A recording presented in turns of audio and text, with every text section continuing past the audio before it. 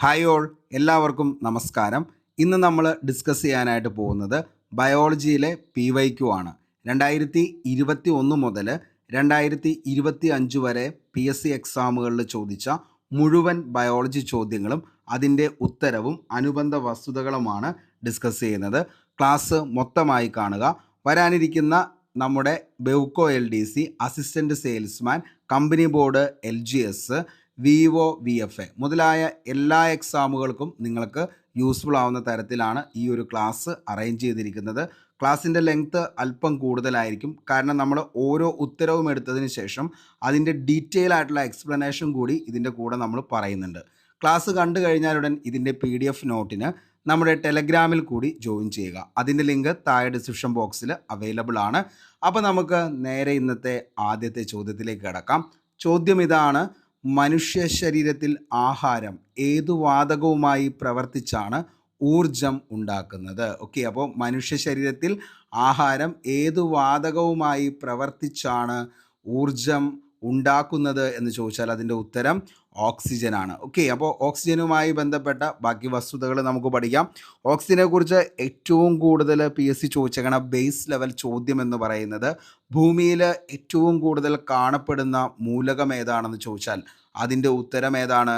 അത് ഓക്സിജനാണ്. അതേപോലെ തന്നെ ഓക്സിജൻ്റെ രാസചിഹ്നം ഏതാണെന്ന് ചോദിച്ചാൽ മക്കളെ അത് O എന്നതാണ് ഓക്സിജൻ്റെ രാസചിഹ്നം എന്ന് പറയുന്നത്. അതേപോലെ തന്നെ ചോദിക്കുന്ന ഒരു ചോദ്യമാണ് ഓക്സിജൻ്റെ ആറ്റോമിക നമ്പർ ഏതാണെന്ന് ചോദിച്ചാൽ അത് 8 ആണെന്നുള്ളത് ഓർത്ത് വയ്ക്കുക. അപ്പോൾ ഓക്സിജൻ്റെ ആറ്റോമിക നമ്പർ എത്രയാണെന്ന് ചോദിച്ചാൽ എത്രയാണ്? 8 ആണ്. ഓക്കെ, ഇതൊരു ലോഹമല്ലാത്തതും, അതായത് നോൺ മെറ്റൽ അല്ല, വളരെ ഉയർന്ന രാസപ്രവർത്തന ശേഷിയുള്ളതുമായ ഒരു വാതകമാണ്. ഓക്കെ, അപ്പോൾ ഓക്സിജൻ എന്ന് പറയുന്നത് ഒരു ലോഹമല്ലാത്തതും വളരെ ഉയർന്ന രാസപ്രവർത്തന ശേഷിയുള്ളതുമായ ഒരു വാതകമാണ് ഓക്സിജൻ എന്ന് പറയുന്നത്. ഭൂമിയിൽ ജീവൻ നിലനിർത്തുന്നതിൽ ഓക്സിജൻ്റെ പങ്കെന്ന് പറയുന്നത് വളരെ വലുതാണ്. ഓക്കെ, അപ്പോൾ നമ്മൾ ഇത്രയാണ് പറഞ്ഞത്. ഓക്സിജനാണ് ഭൂമിയിൽ ഏറ്റവും കൂടുതലുള്ള മൂലകം ഏതാണെന്ന് ചോദിച്ചാൽ അത് ഏതാണ്? ഓക്സിജനാണ്. അതേപോലെ തന്നെ ഓക്സിജൻ്റെ ആറ്റോമിക നമ്പർ എത്രയാണെന്ന് ചോദിച്ചാൽ അത് 8 ആണ്. ഓക്സിജൻ്റെ രാസചിഹ്നം ഏതാണെന്ന് ചോദിച്ചാൽ അത് ക്യാപിറ്റൽ ലെറ്റർ O ആണ്. അതേപോലെ തന്നെ എന്താണ്? ഇത് ഒരു ലോഹമല്ലാത്തതും വളരെ ഉയർന്ന രാസപ്രവർത്തന ശേഷിയുള്ളതുമായ ഒരു വാതകമാണ്. അതേപോലെ തന്നെ ഭൂമിയിൽ ജീവൻ നിലനിൽക്കുന്നതിൽ ഏറ്റവും പ്രധാന പങ്കുവഹിക്കുന്ന ഒരു മൂലകം ഏതാണെന്ന് ചോദിച്ചാൽ അതാണ് എന്തെന്ന് പറയുന്നത്? നമ്മുടെ ഓക്സിജൻ എന്ന് പറയുന്നത്. ഇനി ഓക്സിജൻ്റെ പ്രധാനപ്പെട്ട സവിശേഷതകൾ എന്ന് പറയുന്നത് നിറമില്ലാത്തതും മണമില്ലാത്തതും രുചിയില്ലാത്തതും. ഓക്കെ, അപ്പോൾ ഓക്സിജൻ എന്തില്ല? നിറമില്ല, മണമില്ല, അതേപോലെ തന്നെ രുചിയുമില്ല. സാധാരണ താപനിലയിലും മർദ്ദത്തിലും ഓക്സിജൻ ഒരു വാതകമാണ്. ഇതിന് നിറമോ ഗുണമോ അതേപോലെ തന്നെ രുചിയോ ഇല്ല. അന്തരീക്ഷത്തിലാണെങ്കിൽ നമ്മുടെ അന്തരീക്ഷത്തിൽ ഏകദേശം എത്ര % ഓക്സിജൻ എന്ന് ചോദിച്ചാൽ 21% ഓക്സിജൻ എന്ന് പറയുന്നത്. ഓക്കെ, അപ്പോൾ അന്തരീക്ഷത്തിൽ ഓക്സിജൻ്റെ പെർസെൻറ്റേജ് എത്ര ശതമാനമാണെന്ന് ചോദിച്ചാൽ 21%. ഇത് O2 എന്ന തന്മാത്ര രൂപത്തിലാണ് കാണപ്പെടുന്നത്. അപ്പോൾ O2 എന്ന തന്മാത്ര രൂപത്തിലാണ് ഏത് കാണപ്പെടുന്നത്? യെസ്, ഓക്സിജൻ കാണപ്പെടുന്നത് എന്നുള്ളത് ഓർത്തു വയ്ക്കുക. ഓക്കെ, അതേപോലെ തന്നെ ഓക്സിജൻ്റെ രാസപ്രവർത്തന ശേഷി, ഓക്സിജൻ വളരെ ഉയർന്ന രാസപ്രവർത്തന ശേഷിയുള്ള ഒരു മൂലകമാണ്. മിക്കവാറും എല്ലാ മൂലകങ്ങളുമായും സംയോജിച്ച് ഓക്സൈഡുകൾ ഉണ്ടാക്കുന്നു. ഓക്കെ, അപ്പോൾ രാസപ്രവർത്തന ശേഷി എന്താണ്?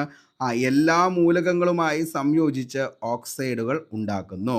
അതേപോലെ തന്നെ ജലത്തിൽ ലയിക്കുന്നു. ഓക്സിജൻ ഒരു പരിധിവരെ വെള്ളത്തിൽ ലയിക്കുന്ന വാതകമാണ്. ഇത് ജലജീവികൾക്ക് ശ്വസിക്കാൻ സഹായിക്കുന്നു. അപ്പോൾ ജലത്തിൽ ലയിക്കുന്നതാണ് ഏതെന്ന് പറയുന്നത്? ഓക്സിജൻ എന്ന് പറയുന്നത്. ഓക്കെ, തീവ്രമായ ഓക്സികാരി. ഓക്സിജൻ ഒരു ശക്തമായ ഓക്സികാരിയാണ്. ഇത് പല രാസപ്രവർത്തനങ്ങളിലും ഉപയോഗിക്കുന്നു.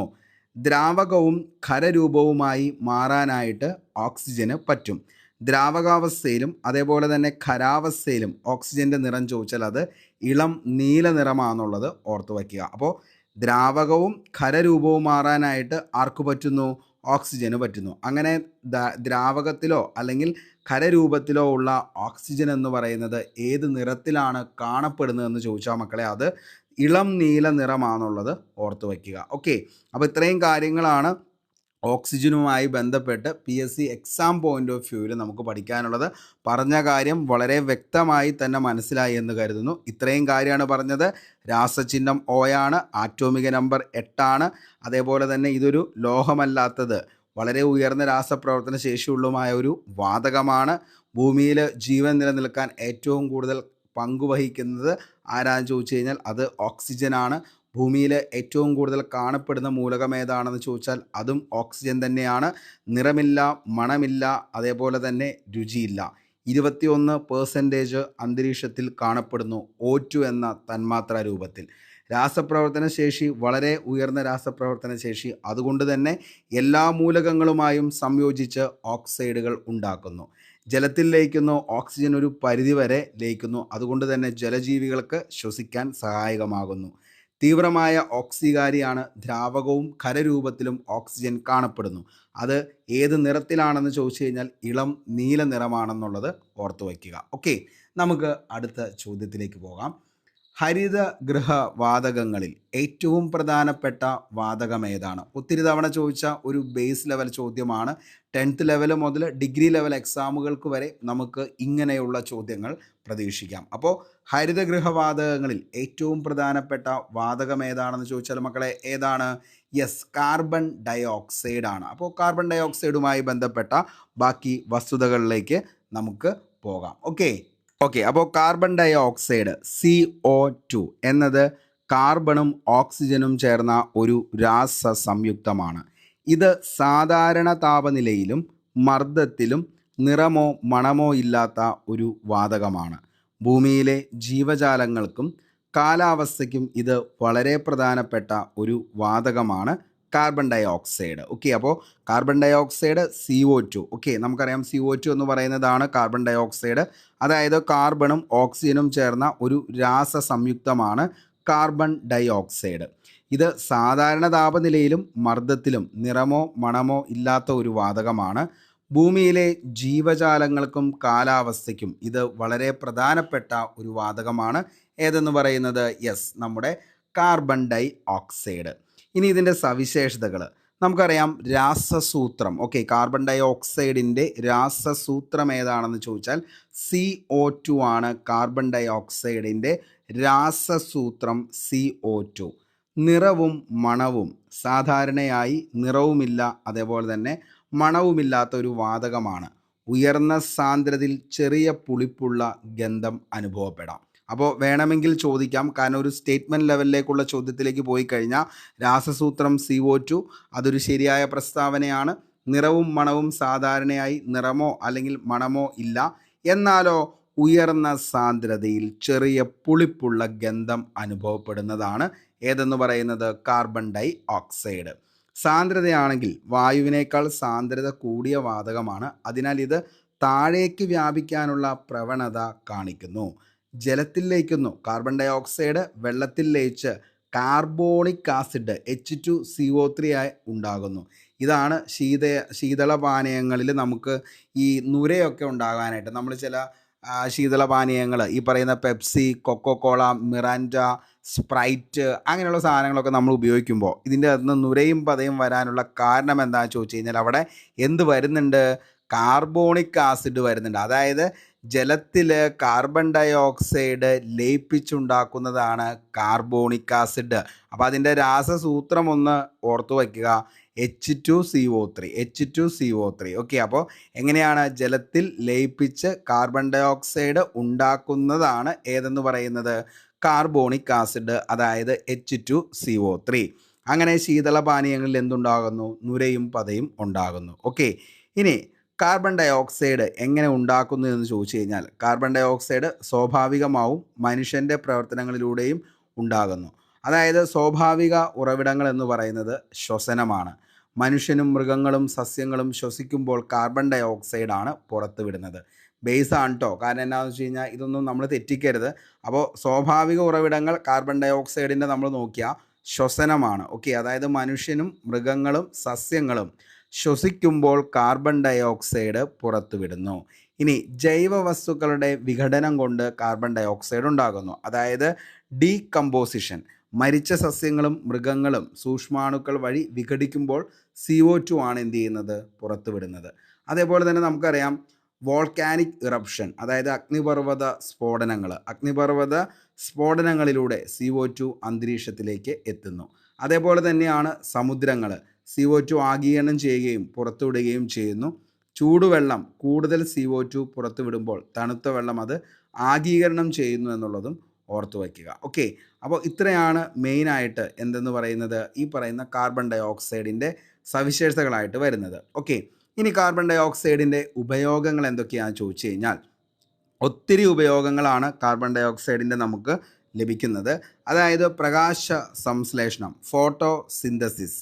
സസ്യങ്ങൾ സൂര്യപ്രകാശത്തിൻ്റെ സാന്നിധ്യത്തിൽ കാർബൺ ഡയോക്സൈഡും വെള്ളവും ഉപയോഗിച്ച് അതായത് എന്താണ് ഗ്ലൂക്കോസ് നിർമ്മിക്കുകയും ഓക്സിജൻ പുറത്തുവിടുകയും ചെയ്യുന്നു. ഇത് ഭൂമിയിലെ ജീവൻ്റെ നിലനിൽപ്പിന് അത്യന്താപേക്ഷിതമാണ്. അപ്പോൾ പ്രകാശ സംശ്ലേഷണം അതായത് ഫോട്ടോസിന്തസിസ്, സസ്യങ്ങൾ സൂര്യപ്രകാശത്തിൻ്റെ സാന്നിധ്യത്തിൽ കാർബൺ ഡയോക്സൈഡും വെള്ളവും ഉപയോഗിച്ചാണ് എന്ത് ചെയ്യുന്നത്, ഭക്ഷണം നിർമ്മിക്കുകയും ഓക്സിജൻ ആ സമയത്ത് എന്ത് ചെയ്യുന്നു, പുറത്തുവിടുകയും ചെയ്യുന്നു. ഇതാണ് ഭൂമിയിലെ ജീവൻ്റെ നിലനിൽപ്പിന് അത്യന്താപേക്ഷിതം.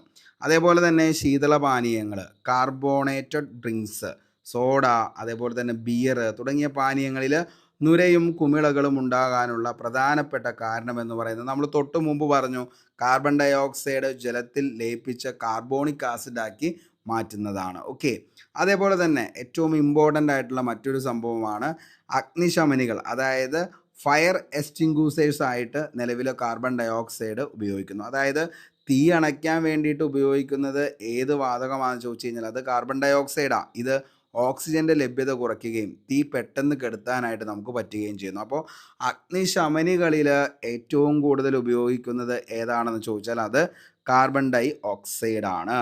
അതേപോലെ തന്നെ ശീതീകരണം, റെഫ്രിജറേഷൻ, ഖരരൂപത്തിലുള്ള കാർബൺ ഡയോക്സൈഡ് ഡ്രൈ ഐസ്, ശീതീകരണത്തിനും സാധനങ്ങൾ തണുപ്പിച്ച് സൂക്ഷിക്കുന്നതിനും ഉപയോഗിക്കുന്നു. അപ്പോൾ ശീതീകരണത്തിന്, റെഫ്രിജറേഷന് ഏറ്റവും ബെറ്റർ എന്ന് പറയുന്നത് കാർബൺ ഡയോക്സൈഡാണ്. ഓക്കെ, ഇനി വ്യാവസായിക ഉപയോഗങ്ങളാണെങ്കിലോ രാസവസ്തുക്കളുടെ നിർമ്മാണം, വെൽഡിങ്, അതേപോലെ തന്നെ എണ്ണക്കിണറുകളിൽ നിന്ന് എണ്ണ വേർതിരിച്ചെടുക്കാൻ തുടങ്ങിയ പല വ്യാവസായിക പ്രക്രിയകളിലും കാർബൺ ഡയോക്സൈഡ് നമ്മൾ ഉപയോഗിക്കുന്നുണ്ട്. ഓക്കെ, അതേപോലെ തന്നെ ഹരിതഗൃഹങ്ങളിൽ സസ്യവളർച്ച കൂട്ടാൻ, ഹരിതഗൃഹങ്ങളിൽ സസ്യവളർച്ചയെ പ്രോത്സാഹിപ്പിക്കുന്നതും CO2 ഉപയോഗിക്കാറുണ്ട്. ഓക്കെ, അതായത് ഗ്രീൻ ഹൗസ്. ഓക്കെ, ഹരിതഗൃഹങ്ങളിൽ സസ്യങ്ങളുടെ വളർച്ചയെ പ്രോത്സാഹിപ്പിക്കുന്നതിന് CO2 ഉപയോഗിക്കാറുണ്ടെന്നുള്ളത് ഓർത്ത് വയ്ക്കുക. ഓക്കെ, ദോഷഗുണങ്ങൾ നമ്മൾ നോക്കുകയാണെങ്കിൽ അന്തരീക്ഷത്തിൽ CO2ൻ്റെ അളവ് വർദ്ധിക്കുന്നതാണ് ഗുരുതരമായ പാരിസ്ഥിതിക പ്രശ്നങ്ങൾക്ക് കാരണമാകുന്നത്. അതിൻ്റെ ഏറ്റവും വലിയ എക്സാമ്പിളാണ് ആഗോളതാപനം, ഗ്ലോബൽ വാർമിംഗ്. കാർബൺ ഡയോക്സൈഡ് ഹരിതഗൃഹ വാതകമാണ്, ഗ്രീൻ ഹൗസ് ഗ്യാസ്. ഇത് ഭൂമിയുടെ ഉപരിതലത്തിൽ നിന്ന് പുറത്തു പോകുന്ന താപത്തെ തടഞ്ഞു നിർത്തുകയും ഭൂമിയുടെ താപനില വർദ്ധിപ്പിക്കുകയും ചെയ്യുന്നത് ആഗോളതാപനത്തിൻ്റെ പ്രധാന കാരണമെന്ന് പറയുന്നത് നമ്മുടെ കാർബൺ ഡൈ ഓക്സൈഡാണ്. അതേപോലെ തന്നെ കാലാവസ്ഥ വ്യതിയാനം, ക്ലൈമറ്റ് ചേഞ്ച്, അതേപോലെ തന്നെ സമുദ്ര അമ്ലീകരണം. ഓക്കെ, അതേപോലെ തന്നെ വരുന്നതാണ് വിളകളിലെ പോഷകക്കുറവ്, ആരോഗ്യ പ്രശ്നങ്ങൾ. ഇതൊക്കെ ഉണ്ടാകുന്നതിന് വളരെയധികം പങ്കുവഹിക്കുന്ന ഒരു ഘടകമാണ് ഏതെന്ന് പറയുന്നത് കാർബൺ ഡൈ ഓക്സൈഡ്. അപ്പോൾ കാർബൺ ഡൈ ഓക്സൈഡുമായി ബന്ധപ്പെട്ട് നമുക്ക് നല്ല വശങ്ങളും ഉണ്ട്, അതേപോലെ തന്നെ ചീത്ത വശങ്ങളുമുണ്ട്. ഓക്കെ, അപ്പോൾ ഏറ്റവും ഇമ്പോർട്ടൻ്റ് ആയിട്ട് നമ്മൾ പഠിച്ചിരിക്കേണ്ട കാര്യങ്ങൾ എല്ലാം നമ്മൾ ചർച്ച ചെയ്തു. രാസസൂത്രം CO2 ആണ്, നിറവും മണവുമില്ല, സാന്ദ്രത വായുവിനേക്കാൾ കൂടിയ വാതകമാണ്. അതിനാൽ ഇത് താഴേക്ക് വ്യാപിക്കാനുള്ള പ്രവണതയാണ് കാണിക്കുന്നത്. ജലത്തിൽ ലയിക്കുന്നു, അതേപോലെ തന്നെ കാർബൺ ഡൈ ഓക്സൈഡ് വെള്ളത്തിൽ ലയിച്ച് കാർബോണിക് ആസിഡ്, അതാണ് H2CO3 എന്നുള്ളത് കൂടി ഓർത്ത് വയ്ക്കുക. അപ്പോൾ ഇത്രയും കാര്യങ്ങൾ നിങ്ങൾക്ക് കാർബൺ ഡൈ ഓക്സൈഡുമായി ബന്ധപ്പെട്ട് മനസ്സിലായി എന്ന് കരുതുന്നു. നമുക്ക് അടുത്ത ചോദ്യത്തിലേക്ക് പോകാം. ഇന്ത്യൻ പരിസ്ഥിതി ശാസ്ത്രത്തിൻ്റെ മാതാവ് എന്നറിയപ്പെടുന്നത് ആരാണ്? ഇന്ത്യൻ പരിസ്ഥിതി ശാസ്ത്രത്തിൻ്റെ മാതാവ് എന്നറിയപ്പെടുന്നത് ആരാന്ന് ചോദിച്ചാൽ ആരാണ്? മേധ പട്കർ ആണ്. ഓക്കെ, അപ്പോൾ മേധ പട്കറുമായി ബന്ധപ്പെട്ട ബാക്കി വസ്തുതകളിലേക്ക് നമുക്ക് പോകാം. മേധ പട്കർ ഇന്ത്യയിലെ ഒരു പ്രമുഖ സാമൂഹിക പ്രവർത്തകയാണ്. ആദിവാസികൾ, ദളിതർ, കർഷകർ, തൊഴിലാളികൾ, സ്ത്രീകൾ എന്നിങ്ങനെ സമൂഹത്തിലെ ദുർബല വിഭാഗങ്ങൾ നേരിടുന്ന അനീതികൾക്കെതിരെ അവർ നിരന്തരം പോരാടിയ വ്യക്തിയാണ്. ഓക്കെ, പ്രധാന സംഭാവനകൾ എന്താണെന്ന് ചോദിച്ചു കഴിഞ്ഞാൽ ഏറ്റവും കൂടുതലായിട്ട് PSC ചോദിച്ചേക്കുന്നതാണ് NBA കുറിച്ച്. അതായത് നർമ്മദ ബച്ചാവോ ആന്തോളൻ, NBA. അതിൻ്റെ വക്താവാണ് ആരെന്ന് പറയുന്നത് മേധാ പട്കർ. ഏറ്റവും പ്രധാനപ്പെട്ട സംഭാവനകളിലൊന്നാണ് നർമ്മദ നദിയിലെ സർദാർ സരോവർ അണക്കെട്ട് പദ്ധതിക്കെതിരായുള്ള സമരം.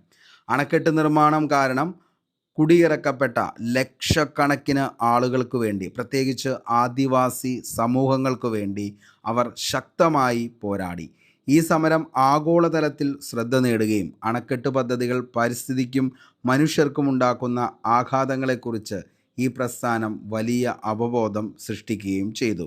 ദേശീയ ജനകീയ പ്രസ്ഥാനങ്ങളുടെ സഖ്യം, അതായത് national alliance of people movements NAPM, ഇന്ത്യയിലെ നൂറുകണക്കിന് ജനകീയ സംഘടനകളെയും പ്രസ്ഥാനങ്ങളെയും ഒരുമിച്ച് കൊണ്ടുവരുന്ന NAPM സ്ഥാപകരിൽ ഒരാളാണ് മേധാ പട്കർ. ഈ സഖ്യം വികസന പദ്ധതികൾ കാരണം കുടിയിറക്കപ്പെട്ടവരുടെ അവകാശങ്ങൾക്കും സാമൂഹിക നീതിക്കും വേണ്ടിയിട്ടാണ് പ്രവർത്തിക്കുന്നത്. അദ്ദേഹത്തിൻ്റെ മറ്റുള്ള സമരങ്ങൾ ഏതൊക്കെയാണെന്ന് ചോദിച്ചു കഴിഞ്ഞാൽ നർമ്മദ സമരത്തിന് പുറകെ പ്ലാച്ചിമടയിലെ കൊക്കോകോള കമ്പനിക്കെതിരായ സമരം, എൻഡോസൾഫാൻ ദുരിതബാധിതർക്ക് വേണ്ടിയുള്ള പോരാട്ടങ്ങൾ, ആദിവാസി ഭൂമി പ്രശ്നങ്ങൾ, ഭൂരഹിതരുടെ പ്രശ്നങ്ങൾ തുടങ്ങിയ നിരവധി ജനകീയ സമരങ്ങളിലും മേധാ പട്കർ സജീവമായി പങ്കെടുത്തിട്ടുമുണ്ട്. മേധാ പട്കർ ഇപ്പോഴും സാമൂഹിക നീതിക്കും മനുഷ്യാവകാശങ്ങൾക്കും വേണ്ടിയുള്ള പ്രവർത്തനങ്ങളിൽ സജീവമാണ്. ഭൂമി ഏറ്റെടുക്കൽ നിയമം 2013 ഭൂമി ഏറ്റെടുക്കൽ നിയമത്തിൻ്റെ ഫലപ്രാപ്തിയും നടപ്പാക്കലും സംബന്ധിച്ച് അടുത്തിടെ ഒരു പാർലമെൻ്ററി സമിതിക്ക് മുന്നിൽ തൻ്റെ കാഴ്ചപ്പാടുകൾ അവതരിപ്പിക്കാൻ അവരെ ക്ഷണിച്ചിരുന്നു. ഇത് സംബന്ധിച്ച് ചില രാഷ്ട്രീയ പാർട്ടികളുമായി അവർക്ക് അഭിപ്രായ വ്യത്യാസങ്ങളുമുണ്ടായി. ദളിതർ, ആദിവാസികൾ, കർഷകർ, തൊഴിലാളികൾ എന്നിവരുടെ അവകാശങ്ങൾ സംരക്ഷിക്കുന്നത് എങ്ങനെ ദേശീയവിരുദ്ധമാകുമെന്നായിരുന്നു അവരുടെ ചോദ്യം. നിയമ പോരാട്ടങ്ങൾ, നർമ്മദ ബച്ചാവോ ആന്തോളനുമായി ബന്ധപ്പെട്ട് ദില്ലി ലഫ്റ്റനന്റ് ഗവർണർ VK സക്സേനയുമായി അവർക്ക് നിയമ പോരാട്ടങ്ങൾ ഇന്നും നിലവിലുണ്ട്. മേധാ പട്കർ വർഷങ്ങളായി ഇന്ത്യയിലെ അടിസ്ഥാന ജനവിഭാഗങ്ങളുടെ അവകാശങ്ങൾക്കായി ശബ്ദമുയർത്തുകയും അവരുടെ പോരാട്ടങ്ങൾക്ക് നേതൃത്വം നൽകുകയും ചെയ്യുന്ന ഒരു പ്രമുഖ വ്യക്തിത്വമാണ് മേധാ പട്കർ എന്ന് പറയുന്നത്. അപ്പോൾ മേധാ പട്കറുമായി ബന്ധപ്പെട്ട് ഏറ്റവും കൂടുതൽ PSC ചോദിച്ചേക്കുന്നത് നർമ്മദ ബച്ചാവോ ആന്തോളൻ NBA, അതാണ് ഏറ്റവും പ്രധാനപ്പെട്ട സംഭാവനകളിൽ ഒന്ന് എന്ന് പറയാനായിട്ട് സാധിക്കുന്നത്. ഓക്കെ, അപ്പോൾ ഈ ഒരു ചോദ്യം മനസ്സിലായി എന്ന് കരുതുന്നു. നമുക്ക് അടുത്ത ചോദ്യത്തിലേക്ക് പോകാം. അടുത്ത ചോദ്യം ഇതാണ്: കേരളത്തിലെ ആദ്യത്തെ റിസർവ് വനം ഏതാണ് എന്നുള്ളതാണ്. കേരളത്തിലെ ആദ്യത്തെ റിസർവ് വനം ഏതാണെന്ന് ചോദിച്ചാൽ അതിൻ്റെ ഉത്തരം ഏതാണ്? കോന്നിയാണ്. ഓക്കെ, അപ്പോൾ കോന്നിയുമായി ബന്ധപ്പെട്ട ബാക്കി വസ്തുതകളിലേക്ക് നമുക്ക് പോകാം. പത്തനംതിട്ട ജില്ലയിൽ സ്ഥിതി ചെയ്യുന്ന കോന്നി റിസർവ് വനം കേരളത്തിലെ ഏറ്റവും പ്രധാനപ്പെട്ട വനമേഖലകളിൽ ഒന്നാണ്. പ്രകൃതി സൗന്ദര്യത്താലും ജൈവ വൈവിധ്യത്താലും സമ്പന്നമായ ഈ പ്രദേശം ഒട്ടേറെ പ്രത്യേകതകളാൽ ശ്രദ്ധേയവുമാണ്. കോന്നി റിസർവ് വനത്തിൻ്റെ പ്രാധാന്യം എന്താണെന്ന് ചോദിച്ചാൽ കേരളത്തിലെ ആദ്യത്തെ റിസർവ് വനമാണ് കോന്നി വനം റിസർവ് എന്ന് പറയുന്നത്. 1887 തിരുവിതാംകൂർ വനനിയമം നടപ്പാക്കിയതിനെ തുടർന്ന് 1888 ഒക്ടോബർ 8 കോന്നി വനമേഖല കേരളത്തിലെ ആദ്യത്തെ റിസർവ് വനമായി പ്രഖ്യാപിക്കപ്പെട്ടത്. ഇത് വനസംരക്ഷണ ചരിത്രത്തിൽ കോന്നിക്കുള്ള പ്രാധാന്യമാണ് പറയുന്നത്. ഓക്കെ, അപ്പോൾ കേരളത്തിലെ ആദ്യത്തെ റിസർവ് വനം 1887 തിരുവിതാംകൂർ വനനിയമം നടപ്പാക്കിയതിനെ തുടർന്ന് 1888 ഒക്ടോബർ 8 കോന്നി വനമേഖല കേരളത്തിലെ ആദ്യത്തെ റിസർവ് വനമായി പ്രഖ്യാപിക്കപ്പെട്ടത്. ഇത് വനസംരക്ഷണ ചരിത്രത്തിൽ തന്നെ കോന്നിക്കുള്ള പ്രാധാന്യത്തെക്കുറിച്ച് പറയുന്നു. ജൈവ വൈവിധ്യം. പശ്ചിമഘട്ടത്തിൻ്റെ ഭാഗമായ കോന്നി വനമേഖലയിൽ വിവിധതരം സസ്യങ്ങളും ജന്തുക്കളുമുണ്ട്. അനേകം ഔഷധ സസ്യങ്ങളും വന്യജീവികളും ഇവിടെ കാണപ്പെടുന്നു. കോന്നി വനം ഡിവിഷൻ്റെ ഏകദേശ വലിപ്പം എത്രയാണെന്ന് ചോദിച്ചാൽ 331.65 ചതുരശ്ര കിലോമീറ്ററാണ്. വിസ്തീർണം ഇതിൽ 320.553 ചതുരശ്ര കിലോമീറ്റർ ആണെന്ന് സംരക്ഷിത വനമേഖല. തേക്കിൻ തോട്ടങ്ങൾ. നിലമ്പൂർ കഴിഞ്ഞാൽ കേരളത്തിലെ മികച്ച തേക്കുള്ള പ്രദേശങ്ങളിൽ ഒന്ന് ഏതാണെന്ന് ചോദിച്ചാൽ അത് കോന്നിയാണ്. അപ്പോൾ തേക്കിൻ തോട്ടങ്ങൾ, നിലമ്പൂർ തേക്കിൻ തോട്ടം കഴിഞ്ഞ് കഴിഞ്ഞാൽ ഏറ്റവും കൂടുതൽ തേക്കുകളുള്ള ഒരു വനം ഏതാണെന്ന് ചോദിച്ചാൽ അത് ഏതാണ്? നമ്മുടെ കോന്നി ഫോറസ്റ്റ് ഡിവിഷൻ്റെ റിസർവ് വനമാണ്. ഓക്കെ, കോന്നിയിലെ പ്രധാന ആകർഷണങ്ങൾ നോക്കുകയാണെങ്കിൽ കോന്നി റിസർവ് വനം അതിൻ്റെ പാരിസ്ഥിതികവും ചരിത്രവുമായ പ്രാധാന്യം കൊണ്ട് എന്നും വിനോദസഞ്ചാരികൾക്ക് വളരെയധികം ആകർഷകമാകുന്ന ഒരു കേന്ദ്രം തന്നെയാണ്. കോന്നി ആനക്കൂട്, അതേപോലെ തന്നെ നിലവിലെ കോന്നിയിലെ ആന പരിശീലന കേന്ദ്രം, ഇതൊക്കെ വളരെയധികം പ്രസിദ്ധമാണ്. 1942 ആനക്കൂട് സ്ഥാപിക്കപ്പെട്ടത്. അതേപോലെ തന്നെ എന്താണ്, ഇവിടെ നിലവിൽ പരിശീലനം നടത്തുന്നുണ്ട് ആനകളെ. അതേപോലെ തന്നെ എന്താണ്, അടവി ഇക്കോ ടൂറിസം പ്രോജക്റ്റ് കോന്നിയോട് ചേർന്നാണ്. കല്ലാർ നദിയുടെ തീരത്തുള്ള ഒരു പ്രകൃതി രമണീയമായ പ്രദേശമാണ് ഈ പറയുന്ന അടവി ഇക്കോ ടൂറിസം. ഓക്കെ, ഇതൊക്കെ ഇവിടെ സജീവമാണ്. അപ്പോൾ അത്രയും എന്താണ് കാര്യങ്ങളാണ് നമുക്ക് എക്സാം പോയിൻ്റ് ഓഫ് വ്യൂവിൽ കോന്നിയുമായി ബന്ധപ്പെട്ട് പഠിക്കാനുള്ളൂ. അപ്പോൾ ഇത്രയും കാര്യങ്ങൾ ഓർത്തു വയ്ക്കുക. പത്തനംതിട്ട ജില്ലയിൽ സ്ഥിതി ചെയ്യുന്ന കോന്നി റിസർവ് വനം കേരളത്തിലെ ഏറ്റവും പ്രധാനപ്പെട്ട വനമേഖലകളിൽ ഒന്നാണ്. 1888 ഒക്ടോബർ 8 കോന്നി വനമേഖല കേരളത്തിലെ ആദ്യത്തെ റിസർവ് വനമായത്. അപ്പോൾ നമ്മുടെ പോയിന്റ് ഇതാണ്, അതായത് കോന്നി എന്നാണ് കേരളത്തിലെ ആദ്യത്തെ റിസർവ് വനമായി പ്രഖ്യാപിച്ചതെന്ന് ചോദിച്ചു കഴിഞ്ഞാൽ അത് 1888 ഒക്ടോബർ 8 എന്നുള്ളത് ഓർത്തു വയ്ക്കുക. അതേപോലെ തന്നെ ജൈവവൈവിധ്യം, പശ്ചിമഘട്ടത്തിൻ്റെ ഭാഗമായ കോന്നി വനമേഖലയിൽ വിവിധ തരം സസ്യങ്ങളും ജന്തുക്കളുമാണുള്ളത്. ഇവയുടെ വലിപ്പം എന്ന് പറയുന്നത് 331. അതിൽ നമുക്ക് എന്താണ്, നിലവിൽ 320 എന്ന് പറയുന്നത് സംരക്ഷിത വനമേഖലയാണ്. ഏറ്റവും കൂടുതൽ കാണപ്പെടുന്നത് ഇവിടെ തേക്കിൻ മരങ്ങളാണ്. നിലമ്പൂർ കഴിഞ്ഞാൽ ഏറ്റവും കൂടുതൽ തേക്കിൻ മരങ്ങളുള്ള ഒരു സ്ഥലം ഏതാണെന്ന് ചോദിച്ചാൽ അതേതാണ്? ഈ പറയുന്ന നമ്മുടെ കോന്നി വനം ഡിവിഷനാണെന്നുള്ളത് ഓർത്തു വയ്ക്കുക. അടുത്ത നമുക്ക് ചോദ്യത്തിലേക്ക് പോവാം. ചണച്ചെടിയുടെ ഏതു ഭാഗത്ത് നിന്നാണ് ചണനാരുകൾ ലഭിക്കുന്നത്? ചണച്ചെടിയുടെ ഏതു ഭാഗത്ത് നിന്നാണ് ചണനാരുകൾ ലഭിക്കുന്നത്? ഏതു ഭാഗത്ത് നിന്നാണ്? തണ്ടിൽ നിന്നാണ് ചണച്ചെടിയുടെ എന്ത് കിട്ടുന്നത്? നാരുകൾ ലഭിക്കുന്നത്. ഓക്കെ, നമുക്ക് ബാക്കി വസ്തുതകളിലേക്ക് നോക്കാം. ഓക്കെ, അപ്പോൾ ചണം ചെടിയുടെ തണ്ടിൽ നിന്നാണ് നാരുകൾ നമുക്ക് ലഭിക്കുന്നത്.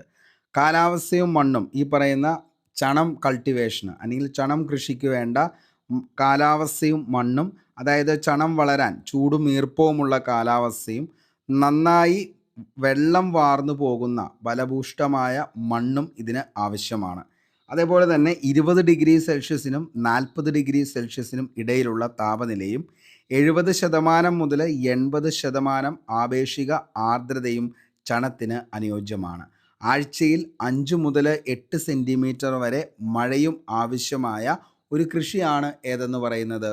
ചണം എന്ന് പറയുന്നത്. അപ്പോൾ ചണം കൃഷിക്ക് ഏറ്റവും അനുയോജ്യമായിട്ടുള്ള നിലവിലത്തെ താപം എത്രയാണെന്ന് ചോദിച്ചാൽ 20 ഡിഗ്രി സെൽഷ്യസ് മുതൽ 40 ഡിഗ്രി സെൽഷ്യസ് ആണ് നമ്മുടെ ചണം വളരാനായിട്ട് വേണ്ട ചൂടും അതേപോലെ തന്നെ ഈർപ്പവും. അല്ലെങ്കിൽ കാലാവസ്ഥ എന്ന് പറയുന്നത് 20 ഡിഗ്രി സെൽഷ്യസ് മുതൽ 40 ഡിഗ്രി സെൽഷ്യസ് വരെയാണ്. അതേപോലെ തന്നെ എന്താണ്, 5 മുതൽ 8 സെൻറ്റിമീറ്റർ വരെയുള്ള ഒരു മഴ ഇതിന് ആവശ്യമാണ്. വിത്ത് വിതയ്ക്കൽ എന്ന് പറയുന്നത് ഇതിൻ്റെ സാധാരണയായി മാർച്ച് മുതൽ മെയ് വരെയുള്ള മാസങ്ങളിലാണ് ചണത്തിൻ്റെ വിത്തുകൾ നമ്മൾ വിതയ്ക്കുന്നത്. അതേപോലെ തന്നെ ഇത് 4 മുതൽ 6 മാസം കൊണ്ട് പൂർണ്ണ വളർച്ചയെത്തുകയും 10 മുതൽ 12 അടി വരെ ഉയരം വയ്ക്കുകയും കായ്ക്കാൻ തുടങ്ങുകയും ചെയ്യുന്ന ഈ സമയത്താണ് നാരെടുക്കാനായിട്ട് ഏറ്റവും അനുയോജ്യമെന്ന് പറയുന്നത്. ചെടി വെട്ടിയെടുക്കാൻ വൈകിയാൽ നാര് കടുപ്പമുള്ളതാവുകയും ഗുണനിലവാരം കുറയുകയും ചെയ്യും. അപ്പോൾ നിലവിൽ ഈ പറയുന്ന ചണത്തിൻ്റെ തണ്ടാണ് എന്തിനു വേണ്ടിയിട്ട് ഉപയോഗിക്കുന്നത്? നമ്മുടെ ചണം നാരുകൾ ഉണ്ടാക്കാൻ വേണ്ടിയിട്ട് ഉപയോഗിക്കുന്നത്. അപ്പോൾ ഇതെന്താണ്, നിലവിൽ ചണം ചെടി 4 മുതൽ 6 മാസം കൊണ്ട് എന്ത് ചെയ്യും? പൂർണ്ണ വളർച്ചയെത്തും. 10 മുതൽ 12 അടി വരെയാണ് എന്ത് ചെയ്യുന്നത്? ആ ഒരു സമയത്ത്, അതായത് കാക്കാൻ തുടങ്ങുന്നതിന് മുമ്പ് തന്നെ എന്ത് ചെയ്യണം? ഈ പറയുന്ന നാര് നമുക്ക് ഉപയോഗിക്കണമെങ്കിൽ, അതായത് ഏറ്റവും ക്വാളിറ്റിയുള്ള നാര് കിട്ടണമെങ്കിൽ ആ സമയത്ത് ഈ ചെടി വെട്ടിയെങ്കിൽ മാത്രമാണ് നമുക്ക് ഗുണമേന്മയുള്ള നാര് ഇതിൽ നിന്നും നമുക്ക് വിളവെടുക്കാനായിട്ട് പറ്റത്തുള്ളൂ. ഓക്കെ, ഇനി വിത്ത് വിതച്ച് 120 മുതൽ 150 ദിവസങ്ങൾ കഴിയുമ്പോൾ ചെടികളിൽ നിന്ന് നമുക്കിത് എന്ത് ചെയ്യാം? നിലവിലെ ചണം നമുക്ക് വിളവെടുക്കാൻ പറ്റും. ഇത് ശരിക്കും ചെടി മണ്ണിനോട് ചേർത്താണ് ഇത് മുറിച്ചെടുക്കുന്നത്. മുറിച്ചെടുത്ത ചണം തണ്ടുകൾ വെയിലത്ത് 1-2 ദിവസം ഉണക്കിയ ശേഷം ഈർപ്പം കളഞ്ഞാണ് പിന്നീട് അത് എന്തിനു വേണ്ടിയിട്ട് ഉപയോഗിക്കുന്നത്, നാരുകൾ ഉണ്ടാക്കുന്നതിന് വേണ്ടിയിട്ട് ഉപയോഗിക്കുന്നത് എന്നുള്ളത് കൂടി ഓർത്ത് വയ്ക്കുക. അപ്പോൾ ഇത്രയെങ്കിലും ജസ്റ്റ് എന്ത് ചെയ്യുക, ഈ പറയുന്ന ചണം ചെടിയുമായി ബന്ധപ്പെട്ട് നമ്മളൊന്ന് ഓർത്ത് വച്ചാൽ മതി, നമുക്ക് ബാക്കിയുള്ള വസ്തുതകൾ കിട്ടുന്നതായിരിക്കും. ഓക്കെ, നമുക്ക് അടുത്ത ചോദ്യത്തിലേക്ക് പോകാം. താഴെ തന്നിരിക്കുന്നവയിൽ സങ്കര ഇനം പച്ചമുളക് ഏതാണ്? സങ്കര ഇനം പച്ചമുളക് ഏതാണെന്ന് ചോദിച്ചാൽ ഏതാണ്? അനുഗ്രഹയാണ്. ഓക്കെ, അപ്പോൾ ബാക്കിയുള്ള നമുക്ക് സങ്കര ഇനം പച്ചമുളകൾ ഏതൊക്കെയാണ് എന്നുള്ളത് നമുക്ക് നോക്കാം. ഓക്കെ, അപ്പോൾ പ്രമുഖ സങ്കര ഇനം പച്ചമുളകുകളാണ് Arka Harita, Indian Institute of Horticultural Research ബാംഗ്ലൂരിൽ വികസിപ്പിച്ചെടുത്ത ഈ ഇനം നല്ല വിളവ് നൽകുന്നതും അതേപോലെ തന്നെ മൊസൈക്ക് വൈറസ് രോഗത്തെ പ്രതിരോധിക്കാൻ കഴിവുള്ളതുമാണ് ഏതെന്ന് പറയുന്നത്, അർക്ക ഹരിത എന്ന് പറയുന്നത് ആ ഒരു സങ്കര ഇനം പച്ചമുളക്. നേരിയ പച്ച നിറവും ഇടത്തരം എരിവും നല്ല നീളവുമുള്ള കായ്കളും ഇതിൻ്റെ പ്രത്യേകതകളാണ്. അർക്ക ഹരിത. അപ്പോൾ ഏത് സ്ഥാപനമാണിത് വികസിപ്പിച്ചതെന്ന് ചോദിച്ചാൽ Indian Institute of Horticultural research ആണ് നിലവിൽ അർക്ക ഹരിത എന്ന് പറയുന്ന ഈ ഒരു സങ്കര ഇനം പച്ചമുളക് വികസിപ്പിച്ചതെന്നുള്ളത് ഓർക്കുക. അടുത്തതാണ് അർക്ക മേഘന. ഇത് വികസിപ്പിച്ചത് മറ്റൊരു സങ്കര ഇനം പച്ചമുളകാണ് അർക്ക മേഘന എന്ന് പറയുന്നത്. ഇത് വികസിപ്പിച്ചതും ആര് തന്നെയാണ്? നിലവിൽ ഈ പറയുന്ന Indian Institute of horticulture research Bangalore തന്നെയാണ്. IIHR വികസിപ്പിച്ചതാണ് അർക്ക മേഘനയും അർക്ക ഹരിതയും. അതേപോലെ തന്നെ എന്താണ്, ഇതിനും വളരെയധികം പ്രതിരോധശേഷിയുള്ള ഒരു മുളകിനമാണ് അർക്ക മേഘന. അതേപോലെ തന്നെ നല്ല എരിവുമുള്ള ഒരു പച്ചമുളക് തന്നെയാണ് അർക്ക മേഘന.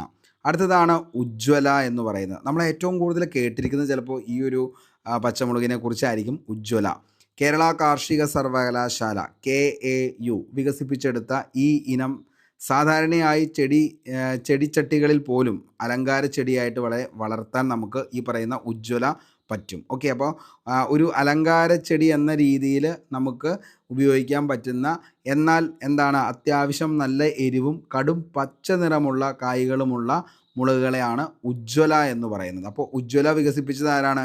കേരള കാർഷിക സർവകലാശാല വികസിപ്പിച്ചെടുത്ത മുളകിനമാണ് ഉജ്ജ്വല എന്നുള്ളത് ഓർത്ത് വയ്ക്കുക. കാരണം ഇനിയുള്ള എക്സാമുകളിൽ ചിലപ്പോൾ ഇങ്ങനെയുള്ള ചോദ്യങ്ങൾ ചോദിക്കും. താഴെ പറയുന്നവയിൽ ഇന്ത്യൻ ഇൻസ്റ്റിറ്റ്യൂട്ട് ഓഫ് ഹോർട്ടിക്കൾച്ചറൽ നിലവിൽ വികസിപ്പിച്ചെടുത്ത സങ്കര ഇനം മുളക് ഏതാണെന്ന് ചോദിച്ചാൽ അത് അർക്ക മേഘനയും അതേപോലെ തന്നെ അർക്ക ഹരിതയുമാണ്. എന്നാൽ കേരള കാർഷിക സർവകലാശാല വികസിപ്പിച്ചെടുത്ത അത്യുൽപാദന ശേഷിയുള്ള മുളകിനം ഏതാണെന്ന് ചോദിച്ചാൽ, അല്ലെങ്കിൽ സങ്കര ഇനം മുളക് ഏതാണെന്ന് ചോദിച്ചാൽ അത് ഉജ്ജ്വലയാണെന്നുള്ളത് ഓർത്ത് വയ്ക്കുക. അതേപോലെ തന്നെ നമ്മൾ തൊട്ടു മുമ്പ് പറഞ്ഞു, അതായത് അനുഗ്രഹയെക്കുറിച്ച്. അനുഗ്രഹ എന്ന് പറയുന്നതും കേരള കാർഷിക സർവകലാശാലയുടെ ഒരു ഇനമാണ് അനുഗ്രഹ. കുറഞ്ഞ എരിവും അതേപോലെ തന്നെ വാട്ടരോഗത്തെ പ്രതിരോധിക്കാൻ കഴിവുള്ളതുമായിട്ടുള്ള ഒരു ഇനമാണ് അനുഗ്രഹ. അടുത്തതാണ് ജ്വാലാമുഖി. ഏറ്റവും കൂടുതൽ ചോദിച്ചേക്കണ മറ്റൊരു PYQ സങ്കര ഇനം മുളക് ചോദിച്ചാൽ അതാണ് ജ്വാലാമുഖി. അതും കേരള കാർഷിക സർവകലാശാല പുറത്തിറക്കിയ ഒരു അത്യുൽപാദന ശേഷിയുള്ള അല്ലെങ്കിൽ സങ്കര ഇനം പച്ചമുളകാണ് ഏത്? ജ്വാലാമുഖി. അടുത്തതാണ് ജ്വാല സഖി. അതും കേരള കാർഷിക സർവകലാശാലയുടെ തന്നെ ഒരു മുളകിനമാണ് ജ്വാല സഖി, ജ്വാലാമുഖി.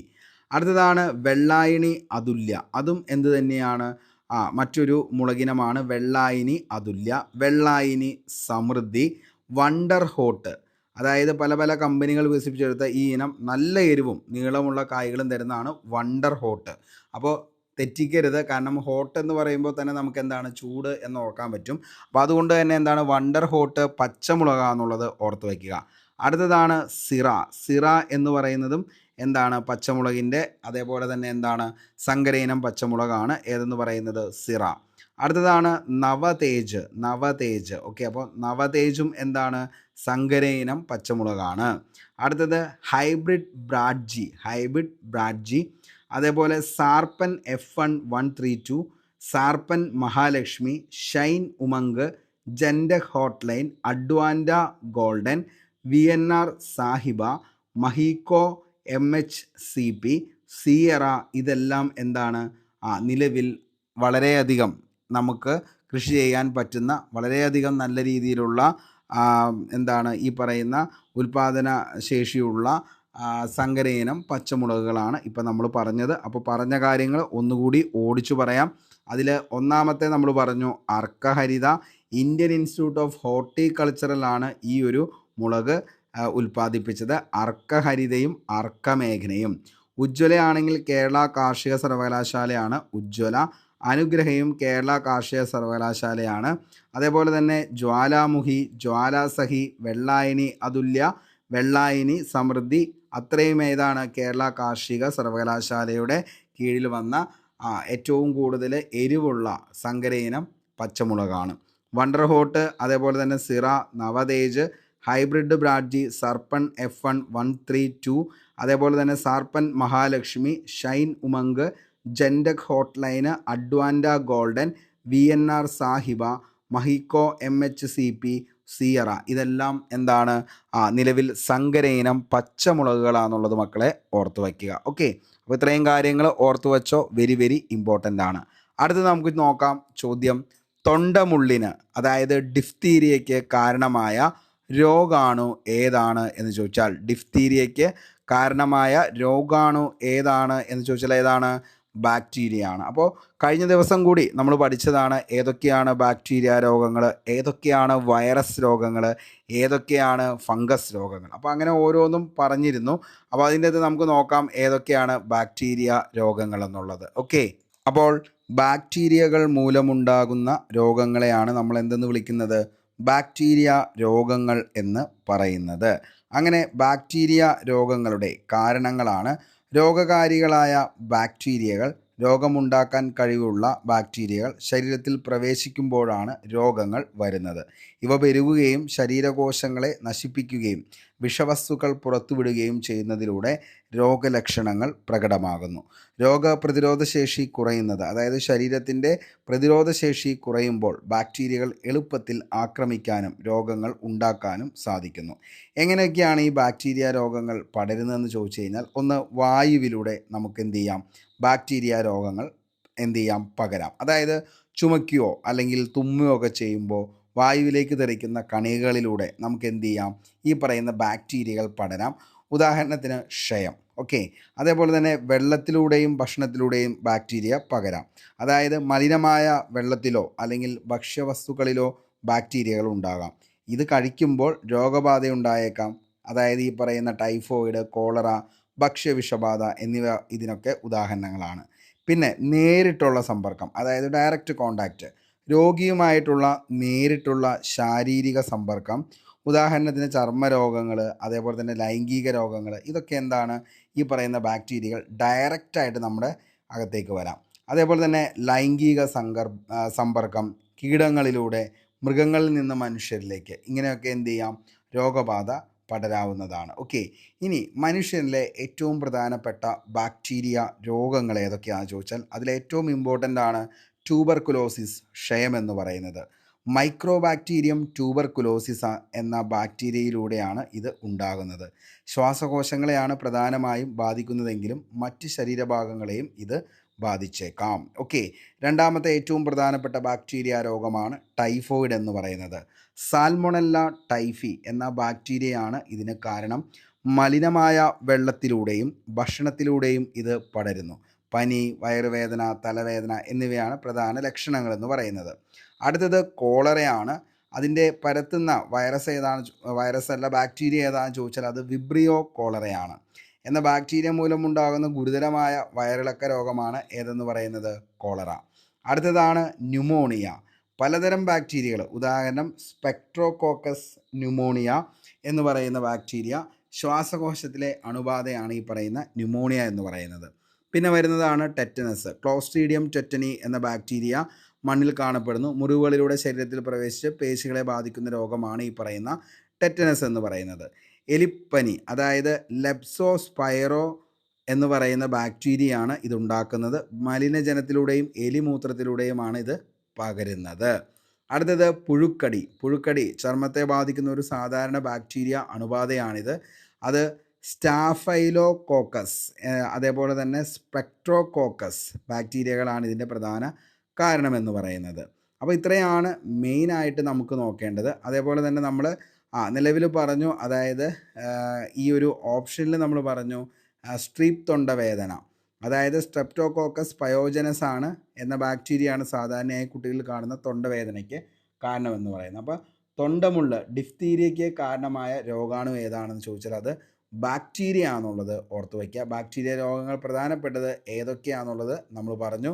അപ്പോൾ ഇത്രയും ബാക്ടീരിയ രോഗങ്ങളും എന്ത് ചെയ്യുക, ഓർത്ത് വയ്ക്കാനായിട്ട് ശ്രമിക്കുക. നമുക്ക് അടുത്ത ചോദ്യത്തിലേക്ക് പോകാം.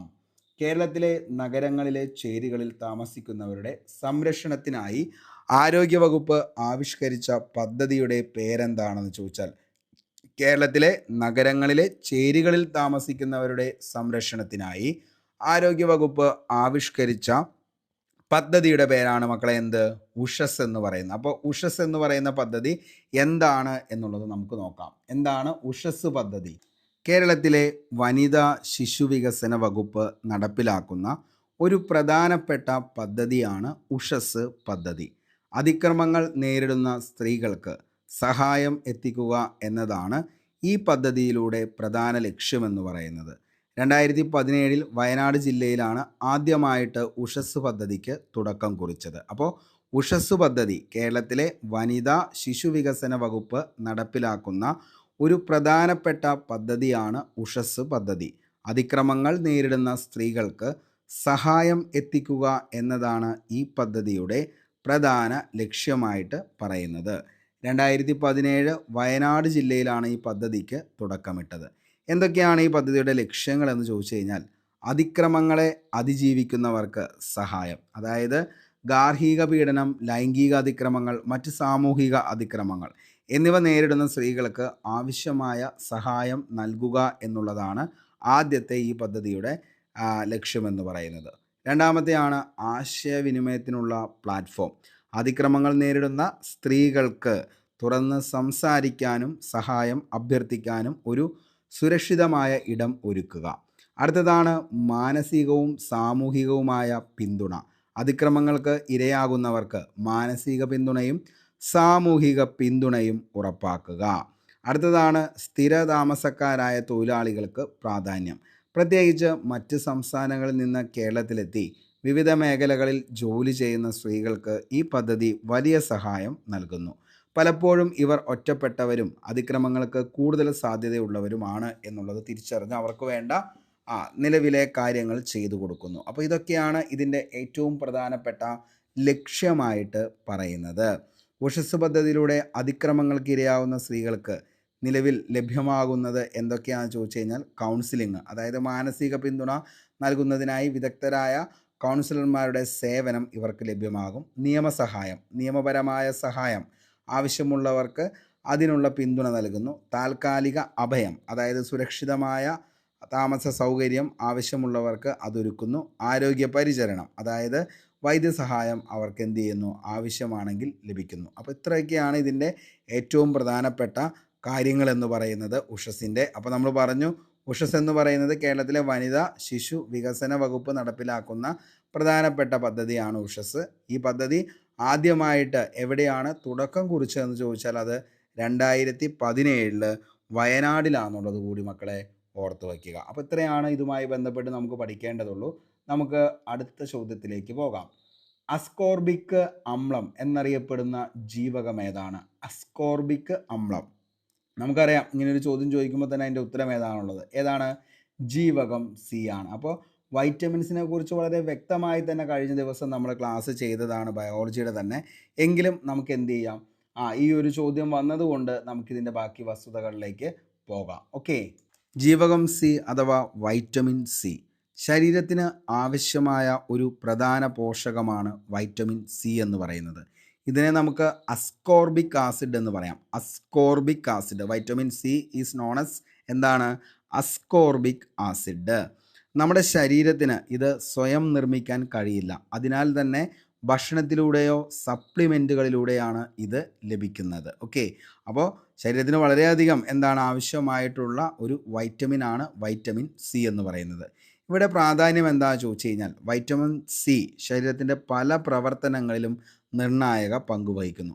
ഒന്നാമത്തെ കാര്യം എന്ന് പറയുന്നത് മക്കളെ പ്രതിരോധശേഷി വർദ്ധിപ്പിക്കുന്നു. അതായത് രോഗപ്രതിരോധ സംവിധാനത്തെ ശക്തിപ്പെടുത്തുന്നതിൽ ജീവകം സിക്ക് പ്രധാന പങ്കാണുള്ളത്. അണുബാധകളെയും രോഗങ്ങളെയും ചെറുക്കാൻ ഇത് സഹായിക്കുന്നു. ജലദോഷം, ചുമ തുടങ്ങിയ സാധാരണ രോഗങ്ങളിൽ നിന്ന് വേഗത്തിൽ മുക്തി നേടാൻ ഇത് സഹായിക്കും.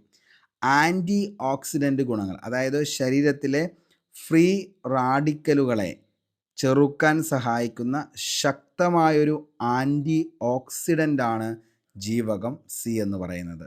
ഇത് കോശങ്ങളെ സംരക്ഷിക്കുകയും ക്യാൻസർ, ഹൃദ്രോഗങ്ങൾ തുടങ്ങിയ ഗുരുതരമായ രോഗങ്ങളെ പ്രതിരോധിക്കാൻ സഹായിക്കുകയും ചെയ്യുന്നു. കൊളോജൻ രൂപീകരണം, അതായത് ചർമ്മം, എല്ലുകൾ, പല്ലുകൾ, രക്തക്കുഴലുകൾ, മോണകൾ എന്നിവയുടെ ആരോഗ്യത്തിന് അത്യന്താപേക്ഷിതമായ കൊളാജൻ എന്ന പ്രോട്ടീൻ ഉൽപ്പാദിപ്പിക്കുന്നതിൽ ജീവകം സിയുടെ പ്രധാന പങ്കാണ് നമുക്ക് പറ്റുന്നത്. ഓക്കെ, ഇത് മുറിവുകൾ ഉണങ്ങുന്നതിനും ചർമ്മത്തിൻ്റെ യുവത്വം നിലനിർത്തുന്നതിനും എന്ത് ചെയ്യുന്നു? സഹായിക്കുന്നു. ഓക്കെ, അതേപോലെ തന്നെ രക്തസമ്മർദ്ദം നിയന്ത്രിക്കുന്നു. ഇരുമ്പിൻ്റെ ആഗീകരണം, മറവി രോഗം അതായത് ഡിമെൻഷ്യയെ തടയുന്നത് ജീവകം സി ആണ്. അതുകൊണ്ട് തന്നെ മറവി രോഗ സാധ്യത കുറയ്ക്കാനായിട്ട് സഹായിക്കുമെന്ന് ചില പഠനങ്ങൾ സൂചിപ്പിക്കുന്നുണ്ട് വൈറ്റമിൻ സി അടങ്ങിയ ഭക്ഷണ പദാർത്ഥങ്ങൾ. ഓക്കെ, ഏതൊക്കെയാണ് വൈറ്റമിൻ സി അടങ്ങിയ ഭക്ഷണ പദാർത്ഥങ്ങൾ എന്ന് ചോദിച്ചു കഴിഞ്ഞാൽ സിട്രസ് പഴങ്ങൾ, അതായത് ഓറഞ്ച്, നാരങ്ങ, ചെറുനാരങ്ങ, ഗ്രേപ്പ് ഫ്രൂട്ട്, ഇതൊക്കെ എന്താണ്? നിലവിലെ സിട്രസ് പഴങ്ങളാണ്. അതേപോലെ തന്നെ മുളകുകൾ, പച്ചമുളക്, ക്യാപ്സിക്കം, പ്രത്യേകിച്ച് മഞ്ഞ ക്യാപ്സിക്കം വളരെയധികം ജീവകം സി അടങ്ങിയിട്ടുണ്ട്. സരസ ഫലങ്ങളായിട്ടുള്ള ബെറീസ്, അതായത് സ്ട്രോബെറീസ്, ബ്ലൂബെറീസ്, റാസ്ബെറീസ്, ഇതൊക്കെ എന്താണ്? നിലവിൽ ജീവകം സി നമുക്ക് തരുന്നു. കിവി, ഓറഞ്ചിനേക്കാൾ കൂടുതൽ ജീവകം സി കിവിയിൽ അടങ്ങിയിട്ടുണ്ട്. അപ്പോൾ കിവിയൊക്കെ നമ്മൾ ഡെയിലി കഴിച്ചു കഴിഞ്ഞാൽ അത്യാവശ്യം നല്ല രീതിയിൽ എന്ത് ചെയ്യുന്നു? ഈ പറയുന്ന നമ്മുടെ പ്രതിരോധ ശേഷി കൂടാനായിട്ടുള്ള ചാൻസ് ഉണ്ട്. പക്ഷേ അതിന് നല്ല വിലയാണ്. അതുകൊണ്ട് വല്ലപ്പോഴും ഒക്കെ കിട്ടുമ്പോൾ നിങ്ങൾ എന്ത് ചെയ്യുക? കഴിക്കാനായിട്ട് ശ്രമിക്കുക. ഓക്കെ, അപ്പോൾ കോളിഫ്ലവർ, പപ്പായ, തക്കാളി, പൈനാപ്പിൾ, ഇതൊക്കെ എന്താണ്? ഇതിൻ്റെ അകത്തൊക്കെ ജീവകം സി അടങ്ങിയിരിക്കുന്നുണ്ട്. അതേപോലെ തന്നെ ജീവകം സി എന്ന് പറയുന്നതിൻ്റെ അഭാവം മൂലമുണ്ടാകുന്ന രോഗമാണ് സ്കർവി എന്ന് പറയുന്നത്. ശരീരത്തിൽ ജീവകം സിയുടെ അളവ് കുറഞ്ഞാൽ പല ആരോഗ്യ പ്രശ്നങ്ങളും ഉണ്ടാവാം. അതിൽ ഏറ്റവും ഗുരുതരമായിട്ടുള്ള കുറവാണ് സ്കർവി എന്ന് പറയുന്നത്. ഈ സ്കർവിയാണ് നമ്മൾ എന്തെന്ന് വിളിക്കുന്നത്?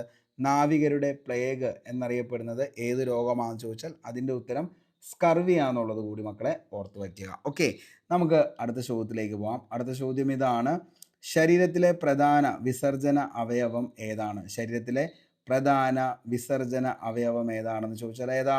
യെസ്, വൃക്കയാണ് ശരീരത്തിലെ പ്രധാന വിസർജന അവയവം. ഓക്കെ, നമുക്ക് ബാക്കി വസ്തുതകളിലേക്ക് നോക്കാം. വൃക്കയുമായി ബന്ധപ്പെട്ട് മനുഷ്യ ശരീരത്തിലെ ഏറ്റവും പ്രധാനപ്പെട്ട അവയവങ്ങളിൽ ഒന്നാണ് വൃക്കകൾ. മനുഷ്യ ശരീരത്തിലെ ഏറ്റവും പ്രധാനപ്പെട്ട അവയവങ്ങളിൽ ഒന്നാണ് വൃക്ക അല്ലെങ്കിൽ കിഡ്നി എന്ന് പറയുന്നത്. പയർവിത്തിൻ്റെ ആകൃതിയിലുള്ള ഇവ വയറിൻ്റെ പിൻഭാഗത്തായി നട്ടെല്ലിൻ്റെ ഇരുവശങ്ങളിലുമായി സ്ഥിതി ചെയ്യുന്നു. രക്തശുദ്ധീകരണം മുതൽ ഹോർമോൺ ഉൽപ്പാദനം വരെ നിരവധി സുപ്രധാന ധർമ്മങ്ങൾ വൃക്കകൾ നിർവഹിക്കുന്നുണ്ട്. ഓക്കെ, അപ്പോൾ മനുഷ്യ ശരീരത്തിലെ ഏറ്റവും പ്രധാനപ്പെട്ട അവയവങ്ങളിലൊന്നാണ് വൃക്കകൾ അല്ലെങ്കിൽ കിഡ്നി എന്ന് പറയുന്നത്.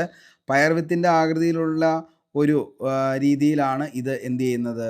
നിലവിൽ നമുക്ക് കാണാനായിട്ട് സാധിക്കുന്നത്.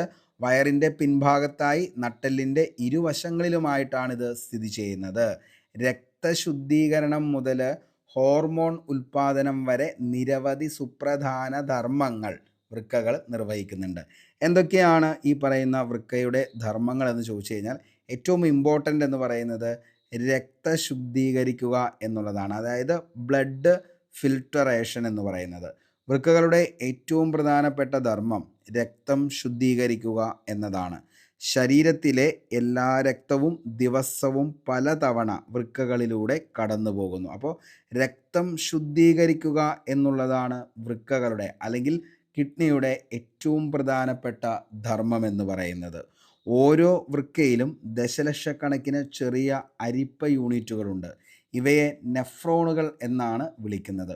ഓരോ നെഫ്രോണിലും ഗ്ലോമെറുലസ് എന്നൊരു അരിപ്പയും ട്യൂബുകളുകളും എന്ന അടങ്ങിയിരിക്കുന്നു. ഓക്കെ, അപ്പോൾ നിലവിൽ ഒരു വൃക്കയിൽ ദശലക്ഷക്കണക്കിന് ചെറിയ അരിപ്പകളാണ് ഉള്ളത്. ഇവയെ നെഫ്രോണുകൾ എന്നാണ് വിളിക്കുന്നത്. ഓരോ നെഫ്രോണിലും ഗ്ലോമെറുലസ് എന്നൊരു അരിപ്പയും ട്യൂബുളുകൾ എന്ന് പറയുന്ന മറ്റൊരു അരിപ്പയും കാണപ്പെടുന്നു. രക്തത്തിലെ മാലിന്യങ്ങളും വിഷവസ്തുക്കളും, ഉദാഹരണത്തിന് നമ്മുടെ യൂറിയ, ക്രിയാറ്റിൻ, യൂറിക് ആസിഡ്, അങ്ങനെ അധികമുള്ള ജലവും ലവണവും ഈ അരിപ്പകളുടെ അരിച്ചെടുത്ത് മൂത്രമായിട്ട് എന്ത് ചെയ്യുന്നു? പുറന്തള്ളുന്നു. ഓക്കെ, അപ്പോൾ ഇത്രയും കാര്യങ്ങളാണ് അവിടെ എന്ത് ചെയ്യുന്നത്? കിഡ്നിയിൽ നിലവിൽ നടക്കുന്നത്. ശരീരത്തിലെ ജലാംശം നിയന്ത്രിക്കുക, അതായത് റെഗുലേഷൻ ഓഫ് വാട്ടർ ബാലൻസ്. ശരീരത്തിലെ ജലത്തിൻ്റെ അളവ് കൃത്യമായി നിലനിർത്തുന്നതിൽ വൃക്കകൾക്ക് വലിയ പങ്കുണ്ട്. ആവശ്യമുള്ള വെള്ളം നിലനിർത്തുകയും അധികമുള്ള വെള്ളം മൂത്രത്തിലൂടെ പുറന്തള്ളുകയും ചെയ്യുന്നത് വൃക്കകളാണ് അല്ലെങ്കിൽ കിഡ്നികളാണ്. ഇലക്ട്രോലൈറ്റുകളുടെ സന്തുലിതാവസ്ഥ നിലനിർത്തുക, മെയിൻറ്റൈനിങ് ദ ഇലക്ട്രോലൈറ്റ് ബാലൻസ്. ശരീരത്തിലെ സോഡിയം, പൊട്ടാസ്യം, കാൽസ്യം, ഫോസ്ഫേറ്റ് തുടങ്ങിയ ഇലക്ട്രോലൈറ്റുകളുടെ അളവ് കൃത്യമായി നിലനിർത്താൻ വൃക്കകൾക്ക് സഹായിക്കുന്നു. ഇവയുടെ അളവിലുള്ള വ്യതിയാനങ്ങൾ ഗുരുതരമായ ആരോഗ്യ പ്രശ്നങ്ങളുണ്ടാകാം. അതുകൊണ്ട് തന്നെ ഇവയെ എന്ത് ചെയ്യാൻ, ബാലൻസ് ചെയ്യാനായിട്ട് ഏറ്റവും പ്രധാനപ്പെട്ട പങ്ക് വഹിക്കുന്നത് ആരാണ്? വൃക്കകളാണ്. രക്തസമ്മർദ്ദം നിയന്ത്രിക്കുക, ബ്ലഡ് പ്രഷർ റെഗുലേഷൻ. വൃക്കകൾ റെനിൻ പോലുള്ള ഹോർമോണുകൾ ഉൽപ്പാദിപ്പിക്കുന്നു. ഇത് ശരീരത്തിലെ രക്തസമ്മർദ്ദം നിയന്ത്രിക്കുന്നതിൽ പ്രധാന പങ്ക് വഹിക്കുന്നു.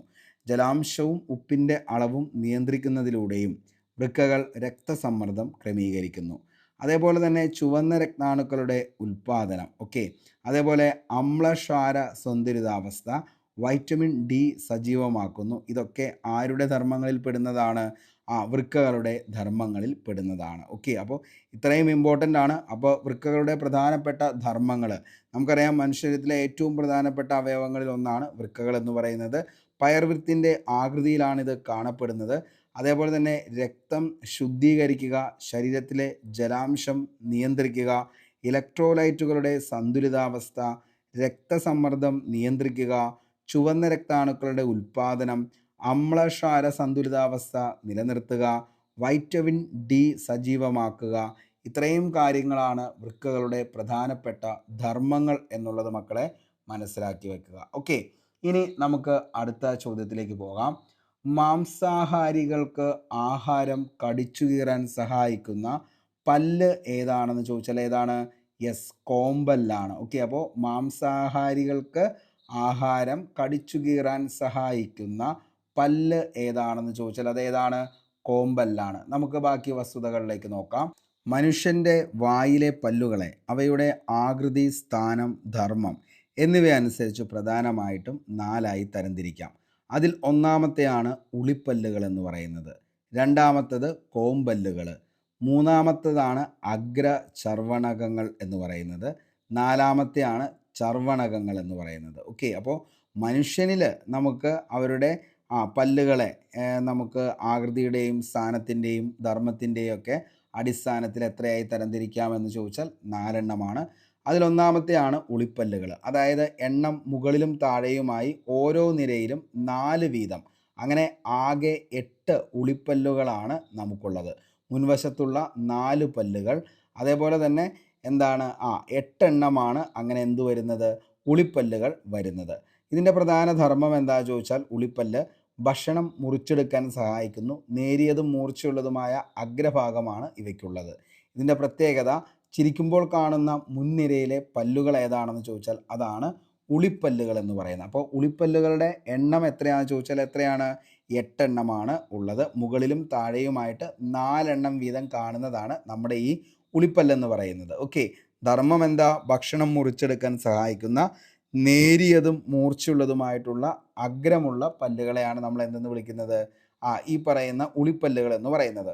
പ്രത്യേകത എന്താ? ചിരിക്കുമ്പോൾ കാണുന്ന മുൻനിരയിലെ പല്ലുകൾ, അതായത് മുകളിൽ കാണുന്ന ഈ 4, താഴെ കാണുന്ന 4, അങ്ങനെ മൊത്തം 8 ഉളിപ്പല്ലുകൾ ഉള്ളത്. ഓക്കെ, അടുത്തതാണ് നമ്മൾ കുറച്ചു മുമ്പ് പറഞ്ഞ കോമ്പൽ എന്ന് പറയുന്നത്. എണ്ണം മുകളിലും താഴെയുമായിട്ട് ഓരോ നിരയിലും 2 വീതമാണ് കോമ്പല്ലുകൾ ഉള്ളത്. അങ്ങനെ ആകെ 4 കോമ്പല്ലുകളാണ് മനുഷ്യനുള്ളത്. ഉളിപ്പല്ലുകൾക്ക് തൊട്ടടുത്ത് സ്ഥിതി ചെയ്യുന്നത് ഏതാണെന്ന് ചോദിച്ചാൽ അതാണ് നമ്മുടെ എന്തെന്ന് പറയുന്നത്? കോമ്പല്ലുകൾ എന്ന് പറയുന്നത്. അപ്പോൾ കോമ്പല്ലുകൾ ആകെ 4 ഉള്ളത്. അപ്പോൾ 2 മുകളിലും ഉണ്ടാവും, 2 താഴെ ഉണ്ടാവും. ഏതാണോ നമ്മുടെ ഈ പറയുന്ന ഉളിപ്പല്ലിൻ്റെ തൊട്ടടുത്ത് കാണപ്പെടുന്നതാണ് ഈ പറയുന്ന കോമ്പല്ല്. ഓക്കെ. അതേപോലെ ഇതിൻ്റെ പ്രധാനപ്പെട്ട ധർമ്മം എന്താണെന്ന് ചോദിച്ചാൽ ഭക്ഷണം കീറാനും അതേപോലെ തന്നെ അത് മുറിക്കാനും സഹായിക്കുന്ന കൂർത്തതും മൂർച്ചയുള്ളതുമായ അഗ്രഭാഗമാണ് ഇവയ്ക്കുള്ളത്. ദേ നോക്കി, നമ്മൾ ഓപ്ഷനിൽ പറഞ്ഞ അല്ലെങ്കിൽ ഉത്തരം പറഞ്ഞു, മാംസാഹാരികൾക്ക് ആഹാരം കടിച്ചു കീറാൻ സഹായിക്കുന്ന പല്ല് എന്നാണ് പറയുന്നത്. അങ്ങനെ മാംസാഹാരികൾക്ക് ആഹാരം കടിച്ചു കീറാനായിട്ട് സഹായിക്കുന്ന പല്ല് തന്നെയാണ് ഏതെന്ന് പറയുന്നത്, കോമ്പല്ല് എന്ന് പറയുന്നത്. ഓക്കെ. അപ്പോൾ കോമ്പല്ല് എന്ന് പറയുന്നത് ആകെ എത്രണ്ണ? 4 എന്നുള്ളത് ഓർത്ത് വയ്ക്കുക. ഓക്കെ. ഏറ്റവും പ്രത്യേകത എന്ന് പറയുന്നത് മറ്റൊന്നുമല്ല, എന്താണ്? ഭക്ഷണം കീറാനും മുറിക്കാനും സഹായിക്കുന്നു. പ്രത്യേകത, മാംസാഹാരികൾ ഇവ വളരെ വലുതും ശക്തവുമാണ്. അപ്പോൾ മാംസാഹാരികൾ നമ്മൾ നോക്കുകയാണെങ്കിൽ അവർക്ക് എന്താണ് ഈ പറയുന്ന പല്ലെന്ന് പറയുന്നത്? ഇപ്പോൾ നമ്മൾ പട്ടിയൊക്കെ നോക്കുകയാണെങ്കിൽ പട്ടിയുടെയൊക്കെ പല്ല് ഈ പറയുന്ന എന്താണ് കോമ്പല്ലെന്ന് പറയുന്നത് ഭയങ്കര വലുതായിരിക്കും. ഓക്കെ. അതുകൊണ്ടാണ് അതിനെ എന്തെന്ന് വിളിക്കുന്നത്? കോമ്പല്ലെന്ന് വിളിക്കുന്നത്. ഓക്കെ. അപ്പോൾ മൊത്തം എത്രണ്ണമാണ്? 4 മുകളിൽ 2 താഴെ 2 ആയിട്ട് സ്ഥിതി ചെയ്യുന്നു. അടുത്താണ് അഗ്രചർവണകങ്ങൾ എന്ന് പറയുന്നത്. അത് എണ്ണം കോമ്പല്ലുകൾക്ക് പിന്നിലായി ഓരോ നിലയിലും 4 വീതമാണ്. അങ്ങനെ 8 അഗ്രചർവണകങ്ങളാണ് നിലവിലുള്ളത്. ധർമ്മം ചോദിച്ചാൽ ഭക്ഷണം പൊടിക്കാനും ചവച്ചരയ്ക്കാനും സഹായിക്കുന്നു. ഇവയ്ക്ക് 2 കുഴികൾ ഉണ്ട്, അതായത് 2 ക്യാപ്സ് ഉണ്ട്. ഉള്ളതുകൊണ്ട് തന്നെ ബൈക്സ്പിഡ് എന്നും ഇത് പറയുന്നുണ്ട്. അപ്പോൾ ബൈക്കസ്പിഡ് എന്ന് പറയുന്നത് ഏതാണെന്ന് ചോദിച്ചു കഴിഞ്ഞാൽ അത് അഗ്രചർവണകങ്ങളെയാണ് ബൈക്കസ്പിഡ് എന്ന് പറയാറുള്ളത്. പ്രത്യേകത, കുട്ടികളിൽ ഈ പല്ലുകൾ ഉണ്ടാകില്ല. സ്ഥിരദന്തങ്ങൾ വരുമ്പോഴാണ് ഇവ പ്രത്യക്ഷപ്പെടുന്നത്. അടുത്തതാണ് 4 ചർവകണങ്ങൾ എന്ന് പറയുന്നത്. എണ്ണം അഗ്രചർവണങ്ങൾക്ക് പിന്നിലായി ഓരോ നിരയിലും 6 വീതം. അങ്ങനെ ആകെ 12 ചർവണകങ്ങളാണ്. ഏറ്റവും പിന്നിലുള്ള പല്ലുകളാണ് ഇതിലെ ഏറ്റവും അവസാനത്തെ 4 പല്ലുകളെ ഓരോ നിരയിലും 2 വീതം. അങ്ങനെ ജ്ഞാനം പല്ലുകൾ, അതായത് വിസ്ഡം ടീത്ത് എന്ന് പറയുന്നത് ചർവണകങ്ങളെയാണ്. വിസ്ഡം ടീത്ത് അങ്ങനെ തന്നെ PSC ചോദിച്ചിട്ടുണ്ട്, വിസ്ഡം ടീത്ത് ഏതാണെന്നുള്ളത്. അപ്പോൾ വിസ്ഡം ടീത്ത് എന്ന് പറയുന്നതാണ് ഏതെന്ന് പറയുന്നത്, ചർവണകങ്ങൾ എന്നുള്ളത് ഓർത്തു വയ്ക്കുക. പ്രത്യേകത, ജ്ഞാനപ്പല്ലുകൾ സാധാരണയായി 17-നും 25-നും ഇടയിലുള്ള പ്രായത്തിൽ വരാറുണ്ട്. ചിലപ്പോൾ ഇവ പൂർണ്ണമായി പുറത്തു വരാതിരിക്കുകയോ പ്രശ്നങ്ങൾ ഉണ്ടാവുകയോ ഒക്കെ ചെയ്യാറുമുണ്ട്. ഓക്കെ. അങ്ങനെ മനുഷ്യൻ്റെ പല്ലുകൾ ആഹാരം കഴിക്കാൻ മാത്രമല്ല സംസാരിക്കാനും മുഖത്തിന് ഘടന നൽകാനും സഹായിക്കുന്നു. ഈ 4 തരം പല്ലുകളും ഒരുമിച്ച് പ്രവർത്തിച്ചാണ് ദഹന പ്രക്രിയയുടെ ആദ്യഘട്ടം പൂർത്തിയാക്കുന്നത് എന്നുള്ളത് കൂടി മനസ്സിലാക്കുക. അപ്പോൾ മനുഷ്യൻ്റെ വായിലെ പല്ലുകളെ അവയുടെ ആകൃതി, അതേപോലെ തന്നെ സ്ഥാനം, ധർമ്മം എന്നിവയെ അനുസരിച്ച് എത്രയായി തരംതിരിക്കാം മക്കളെ? 4 തരംതിരിക്കാം. അതിലൊന്നാമത്തെ ഉളിപ്പല്ല്, 2 കോമ്പല്ലുകൾ, 3 അഗ്രചർവണകങ്ങൾ, 4 ചർവണകങ്ങൾ എന്നാന്നുള്ളതും ഓർത്തു വയ്ക്കുക. ഓക്കെ. നമുക്ക് അടുത്തൊരു ചോദ്യത്തിലേക്ക് പോകാം. അടുത്ത ചോദ്യം, ജീവിതശൈലി രോഗനിയന്ത്രണ പദ്ധതി ഇന്ത്യയിൽ ആരംഭിച്ചത് എന്നാണ്? ഓക്കെ. അപ്പോൾ in which year was the lifestyle diseases control program launched in India എന്ന് ചോദിച്ചു കഴിഞ്ഞാൽ അത് 2005 അപ്പോൾ 2005 ജീവിതശൈലി രോഗനിയന്ത്രണ പദ്ധതി ഇന്ത്യയിൽ ആരംഭിച്ചത്. ഓക്കെ. അപ്പോൾ അത് ഓർത്തു വയ്ക്കുക. ജീവിതശൈലി രോഗനിയന്ത്രണ പദ്ധതി ഇന്ത്യയിൽ ആരംഭിച്ചത് 2005. ഓക്കെ. മെലിഞ്ഞ രോഗം, സ്ലിം ഡിസീസ് എന്നറിയപ്പെടുന്ന അസുഖം ഏതാണെന്ന് ചോദിച്ചാൽ, മെലിഞ്ഞ രോഗം എന്നറിയപ്പെടുന്ന അസുഖം ഏതാണെന്ന് ചോദിച്ചാൽ which disease is known as slim disease? ഏതാണ്? എയ്ഡ്സ് ആണെന്നുള്ളത് ഓർത്ത് വയ്ക്കുക. സിറം ഇൻസ്റ്റിറ്റ്യൂട്ട് ഓഫ് ഇന്ത്യ സ്ഥിതി ചെയ്യുന്നത് എവിടെയാണെന്ന് ചോദിച്ചാൽ അത് പൂനെയിലാണെന്നുള്ളത് ഓർത്ത് വയ്ക്കുക. അടുത്തത് ORT ഏത് അസുഖത്തിന് നൽകുന്ന പ്രതിരോധമാണ് ORT എന്ന് ചോദിച്ചു കഴിഞ്ഞാൽ ORT ഏതാണ്? അതായത് വയറിളക്ക രോഗങ്ങൾക്കാണ് ഏത് നൽകുന്നത്? ഈ പറയുന്ന ORT നൽകുന്നത്. ദേശീയ ആരോഗ്യ ദൗത്യത്തിൻ്റെ ഭാഗമായി എത്ര ജനസംഖ്യയാണ് ഒരു ആശാപ്രവർത്തകയെ നിയോഗിച്ചിട്ടുള്ളതെന്ന് ചോദിച്ചു കഴിഞ്ഞാൽ എത്രയാണ്? അതായത് 1000 പേർക്കാണ്. ഓക്കെ. അപ്പോൾ as part of the national health mission and ASHA worker is assign for how much population എന്ന് ചോദിച്ചാൽ അത് 1000. അടുത്തത് സംയോജിത ശിശു വികസന സേവന പദ്ധതി ആരംഭിച്ച വർഷം എന്നാണെന്ന് ചോദിച്ചാൽ അത് 1975 സംയോജിത ശിശുവികസന സേവന പദ്ധതി ആരംഭിച്ചത്. സിക്ക വൈറസ് ബാധയ്ക്ക് കാരണമായ കൊതുകിനം ഏതാണെന്ന് ചോദിച്ചാൽ അത് ഈഡിപ്സ് ആണ്. ഏതെന്ന് പറയുന്നത് സിക്ക വൈറസ് ബാധയ്ക്ക് കാരണമായ കൊതുകുകൾ. DPT വാക്സിൻ കുട്ടികൾക്ക് നൽകുന്നത് താഴെ പറയുന്നവയിൽ ഏത് അസുഖം പ്രതിരോധിക്കാനാണെന്ന് ചോദിച്ചാൽ അത് വില്ലൻ ചുമയാണെന്നുള്ളത് ഓർത്തു വയ്ക്കുക. അപ്പോൾ സ്ത്രീകൾക്ക് എന്താണ് അതായത് DPT വാക്സിൻ നൽകുന്നത് താഴെ പറയുന്നവയിൽ ഏത് അസുഖം പ്രതിരോധിക്കാനാണ് DPT വാക്സിൻ കുട്ടികൾക്ക് നൽകുന്നത്? വില്ലൻ ചുമ. ഓങ്കോളജി എന്നത് എന്തിനെക്കുറിച്ചുള്ള പഠനമാണെന്ന് ചോദിച്ചാൽ ഓങ്കോളജി ക്യാൻസറിനെ കുറിച്ചുള്ള പഠനമാണ്. ലോകാരോഗ്യ സംഘടനയുടെ ആസ്ഥാനം സ്ഥിതി ചെയ്യുന്നത് എവിടെയാണെന്ന് ചോദിച്ചാൽ മക്കളെ അത് ജനീവയാണെന്നുള്ളത് ഓർത്തു വയ്ക്കുക. പക്ഷിപ്പനിക്ക് കാരണമായ സൂക്ഷ്മജീവി ഏതാണ് എന്ന് ചോദിച്ചാൽ ഏതാണ് പക്ഷിപ്പനിക്ക് കാരണമായ സൂക്ഷ്മജീവി? വൈറസ് ആണ്. നിപ്പ രോഗത്തിന് കാരണമായ ജീവിതി ഏതാണെന്ന് ചോദിച്ചാൽ അത് വൈറസ് ആണ്. അതേപോലെ തന്നെ ഇന്ത്യ നിർമ്മിച്ച കോവിഡ് വാക്സിൻ ഏതാണെന്ന് ചോദിച്ചാൽ അത് കോവാക്സിൻ ആണ്. ഇന്ത്യ നിർമ്മിച്ച കോവിഡ് വാക്സിൻ ആണ് കോവാക്സിൻ. പ്രകാശ സംശ്ലേഷണത്തിനായി സസ്യങ്ങൾ പ്രയോജനപ്പെടുത്തുന്ന വാതകം ഏതാണെന്ന് ചോദിച്ചാൽ ഏതാ? കാർബൺ ഡൈ ഓക്സൈഡ് ആണ്. അടുത്തത് സങ്കര ഇനം തക്കാളി ഏതാണെന്ന് ചോദിച്ചാൽ സങ്കര ഇനം തക്കാളിയാണ്. മുക്തി എന്ന് പറയുന്നത് സങ്കര ഇനം തക്കാളിയാണ്. ജീവകം എയുടെ അപര്യാപ്തത മൂലമുണ്ടാകുന്ന രോഗം ഏതാണെന്ന് ചോദിച്ചാൽ മക്കളെ ഏതാണ്? നിശാന്തതയാണ്.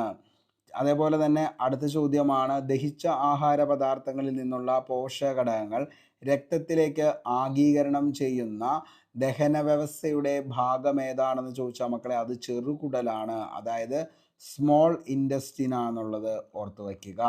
അടുത്തത് നമുക്കറിയാം AB രക്തഗ്രൂപ്പുള്ള ഒരാൾക്ക് ഏതൊക്കെ ഗ്രൂപ്പുകാരിൽ നിന്നും രക്തം ദാനം ചെയ്യാം? അത് ഏതൊക്കെയാണ്? നിലവിലതിൻ്റെ ആൻസർ വരുന്നത് ഏതൊക്കെയാണെന്ന് ചോദിച്ചു കഴിഞ്ഞാൽ നിലവിൽ AB രക്തഗ്രൂപ്പുള്ളവർക്ക് ഏതൊക്കെ ആളുകളിൽ നിന്നും നിലവിൽ ചെയ്യാമെന്ന് ചോദിച്ചു കഴിഞ്ഞാൽ നിലവിൽ രക്തഗ്രൂപ്പ് AB ബ്ലഡ് ഗ്രൂപ്പ്. ഓക്കെ, ഇനി അടുത്തതാണ് കേന്ദ്ര സുഗന്ധവിള ഗവേഷണ കേന്ദ്രം സ്ഥിതി ചെയ്യുന്ന ജില്ല ഏതാണെന്ന് ചോദിച്ചാൽ കേന്ദ്ര സുഗന്ധവിള ഗവേഷണ കേന്ദ്രം സ്ഥിതി ചെയ്യുന്നത് കോഴിക്കോടാണെന്നുള്ളത് ഓർത്തു വയ്ക്കുക. ജന്തുകോശങ്ങളിൽ കൂടുതലായി ഉൽപ്പാദിപ്പിക്കപ്പെടുന്ന വാതകം ഏതാണെന്ന് ചോദിച്ചാൽ ജന്തുകോശങ്ങളിൽ ഏറ്റവും കൂടുതൽ ഉൽപ്പാദിപ്പിക്കപ്പെടുന്ന വാതകം കാർബൺ ഡൈ ഓക്സൈഡ് ആണ്. COVID-19 കാരണമായ സൂക്ഷ്മജീവി ഏതാണ് എന്ന് ചോദിച്ചാൽ അത് വൈറസ് ആണ്. എല്ലുകളുടെയും പല്ലുകളുടെയും വളർച്ചയ്ക്ക് ആവശ്യമില്ലാത്ത ഘടകമാണ് ഇരുമ്പ്.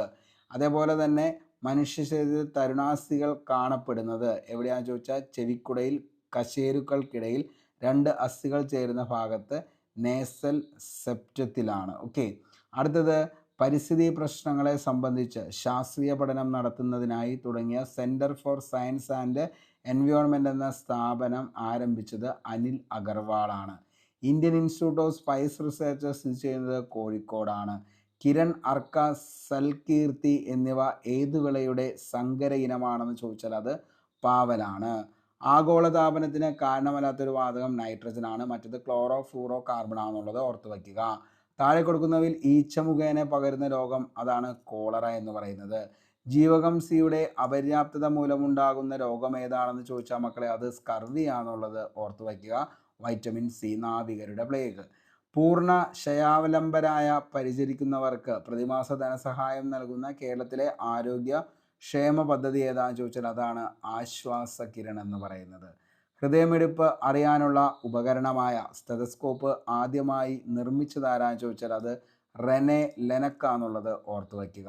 മികച്ച ചികിത്സാ സൗകര്യങ്ങൾ മിതമായ നിരക്കിൽ ലഭ്യമാക്കി ആരോഗ്യരംഗത്ത് സർക്കാർ സേവനങ്ങൾ ജനസൗഹൃദമാക്കാൻ ലക്ഷ്യമിടുന്ന പദ്ധതിയുടെ പേരാണ് ആർദ്രം എന്ന് പറയുന്നത്. ആർദ്രം പദ്ധതി. അടുത്തത് രാജകീയ രോഗം എന്ന പേരിൽ അറിയപ്പെടുന്നത് ഹീമോഫീലിയ. ഹീമോഫീലിയ ദിനം എന്നാണ് എന്ന് ചോദിച്ചാൽ എന്താണ്? ഹീമോഫീലിയ ദിനം ഏപ്രിൽ 17 ആണെന്നുള്ളത് ഓർത്തു വയ്ക്കുക. രാജകീയ രോഗം അതേപോലെ തന്നെ ക്രിസ്തുമസ് രോഗം എന്നറിയപ്പെടുന്നത് ഏതാണെന്ന് ചോദിച്ചാൽ അതിൻ്റെ ഉത്തരവും ഏത് തന്നെയാണ്? ഹീമോഫീലിയ തന്നെയാണ്. അതായത് നമ്മുടെ ശരീരത്ത് മുറിവുണ്ടായിക്കഴിഞ്ഞാൽ മുറിവിൽ നിന്നും രക്തം വാർന്നൊലിച്ച് മരിക്കുന്ന അവസ്ഥയാണ് ഹീമോഫീലിയ എന്ന് പറയുന്നത്. മനുഷ്യ ശരീരത്തിലെ ഏറ്റവും കഠിനമായ പദാർത്ഥം ഏതാണെന്ന് ചോദിച്ചാൽ അതിൻ്റെ ഉത്തരം ഇനാമലാണ്. മനുഷ്യരിലെ ഏറ്റവും കഠിനമായ പദാർത്ഥമാണ് ഇനാമൽ എന്ന് പറയുന്നത്. ഇനി ചന്ദ്രശങ്കര എന്ന സങ്കരയിനം തെങ്ങ് ഏതിനങ്ങളിൽ നിന്നാണ് വികസിപ്പിച്ചത്? Chavakkad, orange, west coast tall. ഇതിൽ നിന്നുമാണ് ഏത്? ചന്ദ്രശങ്കര. അടുത്തത് പയറുവർഗത്തിൽ ഉൾപ്പെടാത്ത വിത്തിനമായിരുന്നു ഹരിത എന്ന് പറയുന്നത്. ഭൂകാണ്ഡത്തിന് ഉദാഹരണമാണ് ഉരുളക്കിഴങ്ങ്. വാസസ്ഥലത്തിനായി മാത്രം മറ്റു സസ്യങ്ങളെ ആശ്രയിക്കുന്ന സസ്യങ്ങൾ ഏത് വിഭാഗത്തിൽപ്പെടുന്നു? എപ്പിഫൈറ്റുകൾ എന്നാണ് അറിയപ്പെടുന്നത്. ശരീരത്തിലെ കാൽസ്യം ആഗീകരണത്തെ ഉത്തേജിപ്പിക്കുന്ന ജീവകം ഏതാണെന്ന് ചോദിച്ചാൽ അത് ജീവകം ഡി ആണ്. മനുഷ്യശരീരത്തിലെ വാരിയെല്ലിൽ എത്ര അസ്ഥികളാണുള്ളത്? നമ്മൾ കഴിഞ്ഞ ദിവസം പറഞ്ഞതാണ് 24 അസ്ഥികൾ. വൈഡൽ ടെസ്റ്റ് ഏത് രോഗവുമായി ബന്ധപ്പെട്ട? ടൈഫോയിഡുമായി ബന്ധപ്പെട്ടാണ് വൈഡൽ ടെസ്റ്റ്. സാർവിക ദാതാവ് എന്നറിയപ്പെടുന്നത് ഏതാണെന്ന് ചോദിച്ചു കഴിഞ്ഞാൽ അത് ഏത് രക്തഗ്രൂപ്പാണ്? രക്തഗ്രൂപ്പ് ഒ ആണ്. രക്തത്തിലെ പഞ്ചസാരയുടെ അളവിനെ നിയന്ത്രിക്കാൻ സഹായിക്കുന്ന ഹോർമോൺ ഏതാണെന്ന് ചോദിച്ചാൽ അത് ഏതാണ്? ഇൻസുലിൻ ആണ്. അതേപോലെ തന്നെ നമുക്കറിയാം മസ്തിഷ്ക മരണം സംഭവിച്ചവരുടെ അവയവം ദാനം ചെയ്യുന്നതിനുള്ള പദ്ധതിയുടെ പേരാണ് ഏതെന്ന് പറയുന്നത്?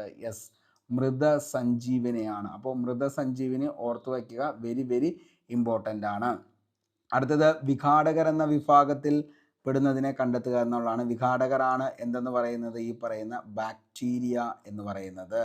അടുത്തത് താഴെ തന്നിരിക്കുന്നതിൽ ഏത് സ്ഥലത്തെ കണ്ടൽ കാടുകളിൽ ആണ് കടുവകൾ കാണപ്പെടുന്നതെന്ന് ചോദിച്ചാൽ അത് പശ്ചിമ ബംഗാൾ, വെസ്റ്റ് ബംഗാളിലാണ് ഏറ്റവും കൂടുതൽ കടുവകൾ കാണപ്പെടുന്നത്. Sundarbans located primarily in West Bengal.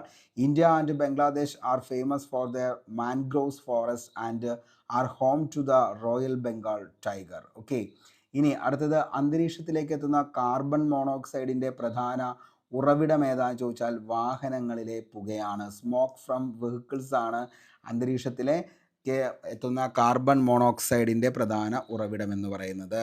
താഴെ തന്നിരിക്കുന്നവയിൽ വെണ്ടയുടെ ഇനമാണ് ഏതെന്ന് പറയുന്നത്? അനാമിക. അപ്പോൾ അനാമിക എന്ന് പറയുന്നത് എന്തിൻ്റെയാണ്? വെണ്ടയുടെ സങ്കര ഇനമാണ്. താഴെ പറയുന്നതിൽ ശരിയായ പ്രസ്താവനകൾ ഏതാണ് എന്നുള്ളതാണ്. അപ്പോൾ അത് നോക്കിയിട്ടാണ് നമുക്ക് ചെയ്യാൻ പറ്റത്തുള്ളൂ. അടുത്തത് മനുഷ്യരിലെ ഹീമോഗ്ലോബിനുമായി യോജിക്കാത്ത പ്രസ്താവന അത് പ്ലാസ്മയിൽ കാണപ്പെടുന്നു എന്നുള്ളതാണ്. അടുത്തത് നമുക്ക് നിലവിൽ ചോദിക്കാൻ ചാൻസ് ഉള്ള മറ്റൊരു ചോദ്യമാണ് ഈ പറയുന്ന മനുഷ്യരിൽ യൂറിയ നിർമ്മിക്കപ്പെടുന്ന അവയവം ഏതാണെന്ന് ചോദിച്ചാൽ അത് കരളാണ് എന്നുള്ളത് ഓർത്തു വയ്ക്കുക. മനുഷ്യരിൽ യൂറിയ കരളാണെന്നുള്ളത് ഓർത്തു വയ്ക്കുക. Indian Institute of Spice research എവിടെയാണ് സ്ഥിതി ചെയ്യുന്നതെന്ന് ചോദിച്ചാൽ മക്കളെ എവിടെയാണ് സ്ഥിതി ചെയ്യുന്നത്? കോഴിക്കോടാണ്. മനുഷ്യരിലെ വാരിയെല്ലുകളുടെ എണ്ണം വെരി വെരി ഇമ്പോർട്ടൻ്റ്. ഒത്തിരി തവണ വീണ്ടും എന്ത് ചെയ്തിട്ടുണ്ട്? റിപ്പീറ്റ് ചെയ്തിട്ടുണ്ട്. 24 എണ്ണമാണുള്ളത്. കേരളത്തിലെ മണ്ണുത്തിയിൽ വികസിപ്പിച്ചെടുത്ത മികച്ച പാവലാണ് പ്രിയങ്ക. ഒത്തിരി തവണ ചോദിച്ചതാണ് പ്രിയങ്ക എന്നുള്ളത് എന്തിൻ്റെ സങ്കര ഇനം വിത്താണെന്ന് ചോദിച്ചാൽ പ്രിയങ്ക പാവലാന്നുള്ളത് ഓർത്ത് വയ്ക്കുക. ചുവടെയുള്ളവയിൽ വനത്തിൽ നിന്ന് ലഭിക്കാത്ത ഉൽപ്പന്നമാണ് ഈ പറയുന്ന പെട്രോൾ എന്ന് പറയുന്നത്. Petrol is the fossil fuel derived from the crude oil. Okay. അടുത്തതാണ് വനനശീകരണത്തിന് കാരണമാകാത്തത് ഏതാണെന്ന് ചോദിച്ചാൽ സസ്യപരിപാലനം വനനശീകരണത്തിന് കാരണമാകാത്തത്. പ്ലാന്റ് കെയർ എന്താണെന്ന് കൺസർവേഷൻ എന്ന് പറയുന്നത്. ചുവടെ തന്നിരിക്കുന്ന വാതകങ്ങൾ ഹരിതഗൃഹ വാതകമല്ലാത്തതാണ് ഏതെന്ന് പറയുന്നത്? ഈ പറയുന്ന നൈട്രജൻ എന്ന് പറയുന്നത്. ഓക്കെ.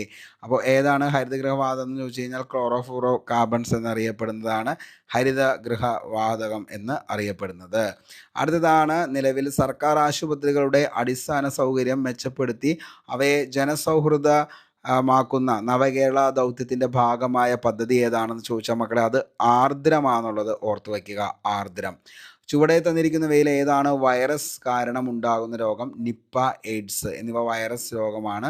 ഏത് ജീവകത്തിൻ്റെ അപര്യാപ്തമാണ്? റിക്കറ്റ്സ് ജീവകം സി ആണ് റിക്കറ്റ്. ഇനി ശ്വസന പ്രവർത്തനങ്ങൾ നിശ്വാസ സമയത്ത് നടക്കുന്ന പ്രക്രിയയിൽ ശരിയായത് കണ്ടെത്തുക. ശ്വാസകോശങ്ങളിൽ നിന്നും വായു പുറന്തള്ളപ്പെടുന്നു. അതാണ് നിലവിൽ ശ്വസന പ്രവർത്തനങ്ങളിൽ നിശ്വാസ സമയത്ത് നടക്കുന്ന പ്രക്രിയ. താഴെ തന്നിരിക്കുന്നതിൽ ഏതാണ് മനുഷ്യനിലെ പ്രധാന വിസർജന അവയവം എന്ന് ചോദിച്ചു കഴിഞ്ഞാൽ അത് കിഡ്നി, അതായത് വൃക്കകളാണ്. കേരള ആരോഗ്യ സർവകലാശാലയുടെ ആസ്ഥാനം എവിടെയാണെന്ന് ചോദിച്ചാൽ മക്കളെ എവിടെയാണ്? അത് തൃശ്ശൂരാണ്.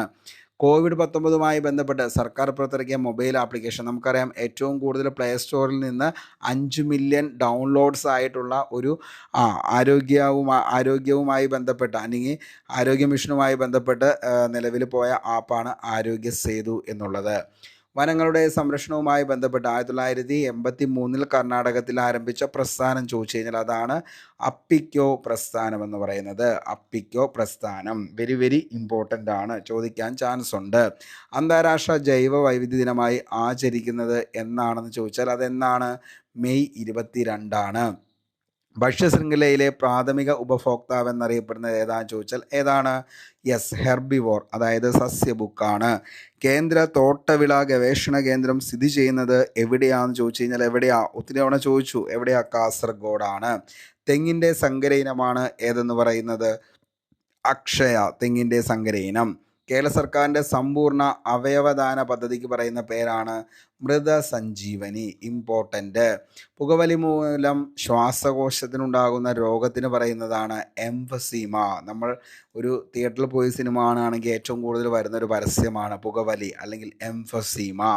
അതേപോലെ തന്നെ രക്തം കട്ട പിടിക്കാൻ സഹായിക്കുന്ന വൈറ്റമിൻ ഏതാണെന്ന് ചോദിച്ചാൽ മക്കളെ ഏതാണ്? യെസ്, രക്തം കട്ട പിടിക്കാൻ സഹായിക്കുന്ന വൈറ്റമിൻ ആണ് ഏതെന്ന് പറയുന്നത്? Vitamin K. Very very important. ഇനി രക്തത്തിൽ കാൽസ്യത്തിൻ്റെ അളവ് ക്രമാതീതമായി കുറയുമ്പോൾ ഉണ്ടാകുന്ന പേശികളുടെ കോച്ചി വലിവ് എന്തു പേരിൽ അറിയപ്പെടുന്നു എന്ന് ചോദിച്ചാൽ രക്തത്തിൽ അതാണ് ഏതെന്ന് പറയുന്നത്? ഈ പറയുന്ന ടെറ്റനി എന്ന് പറയുന്നത്. ഓക്കെ, അടുത്തത് 18 വയസ്സിന് താഴെയുള്ള കുട്ടികൾക്ക് മാരക രോഗങ്ങൾക്കായി സൗജന്യ ചികിത്സ നൽകുന്ന കേരള സർക്കാരിൻ്റെ പദ്ധതിയാണ് ഏതെന്ന് പറയുന്നത്? യെസ്, താലോലം പദ്ധതി. ഓർത്തു വയ്ക്കുക, ഇമ്പോർട്ടൻ്റ് ആണ്.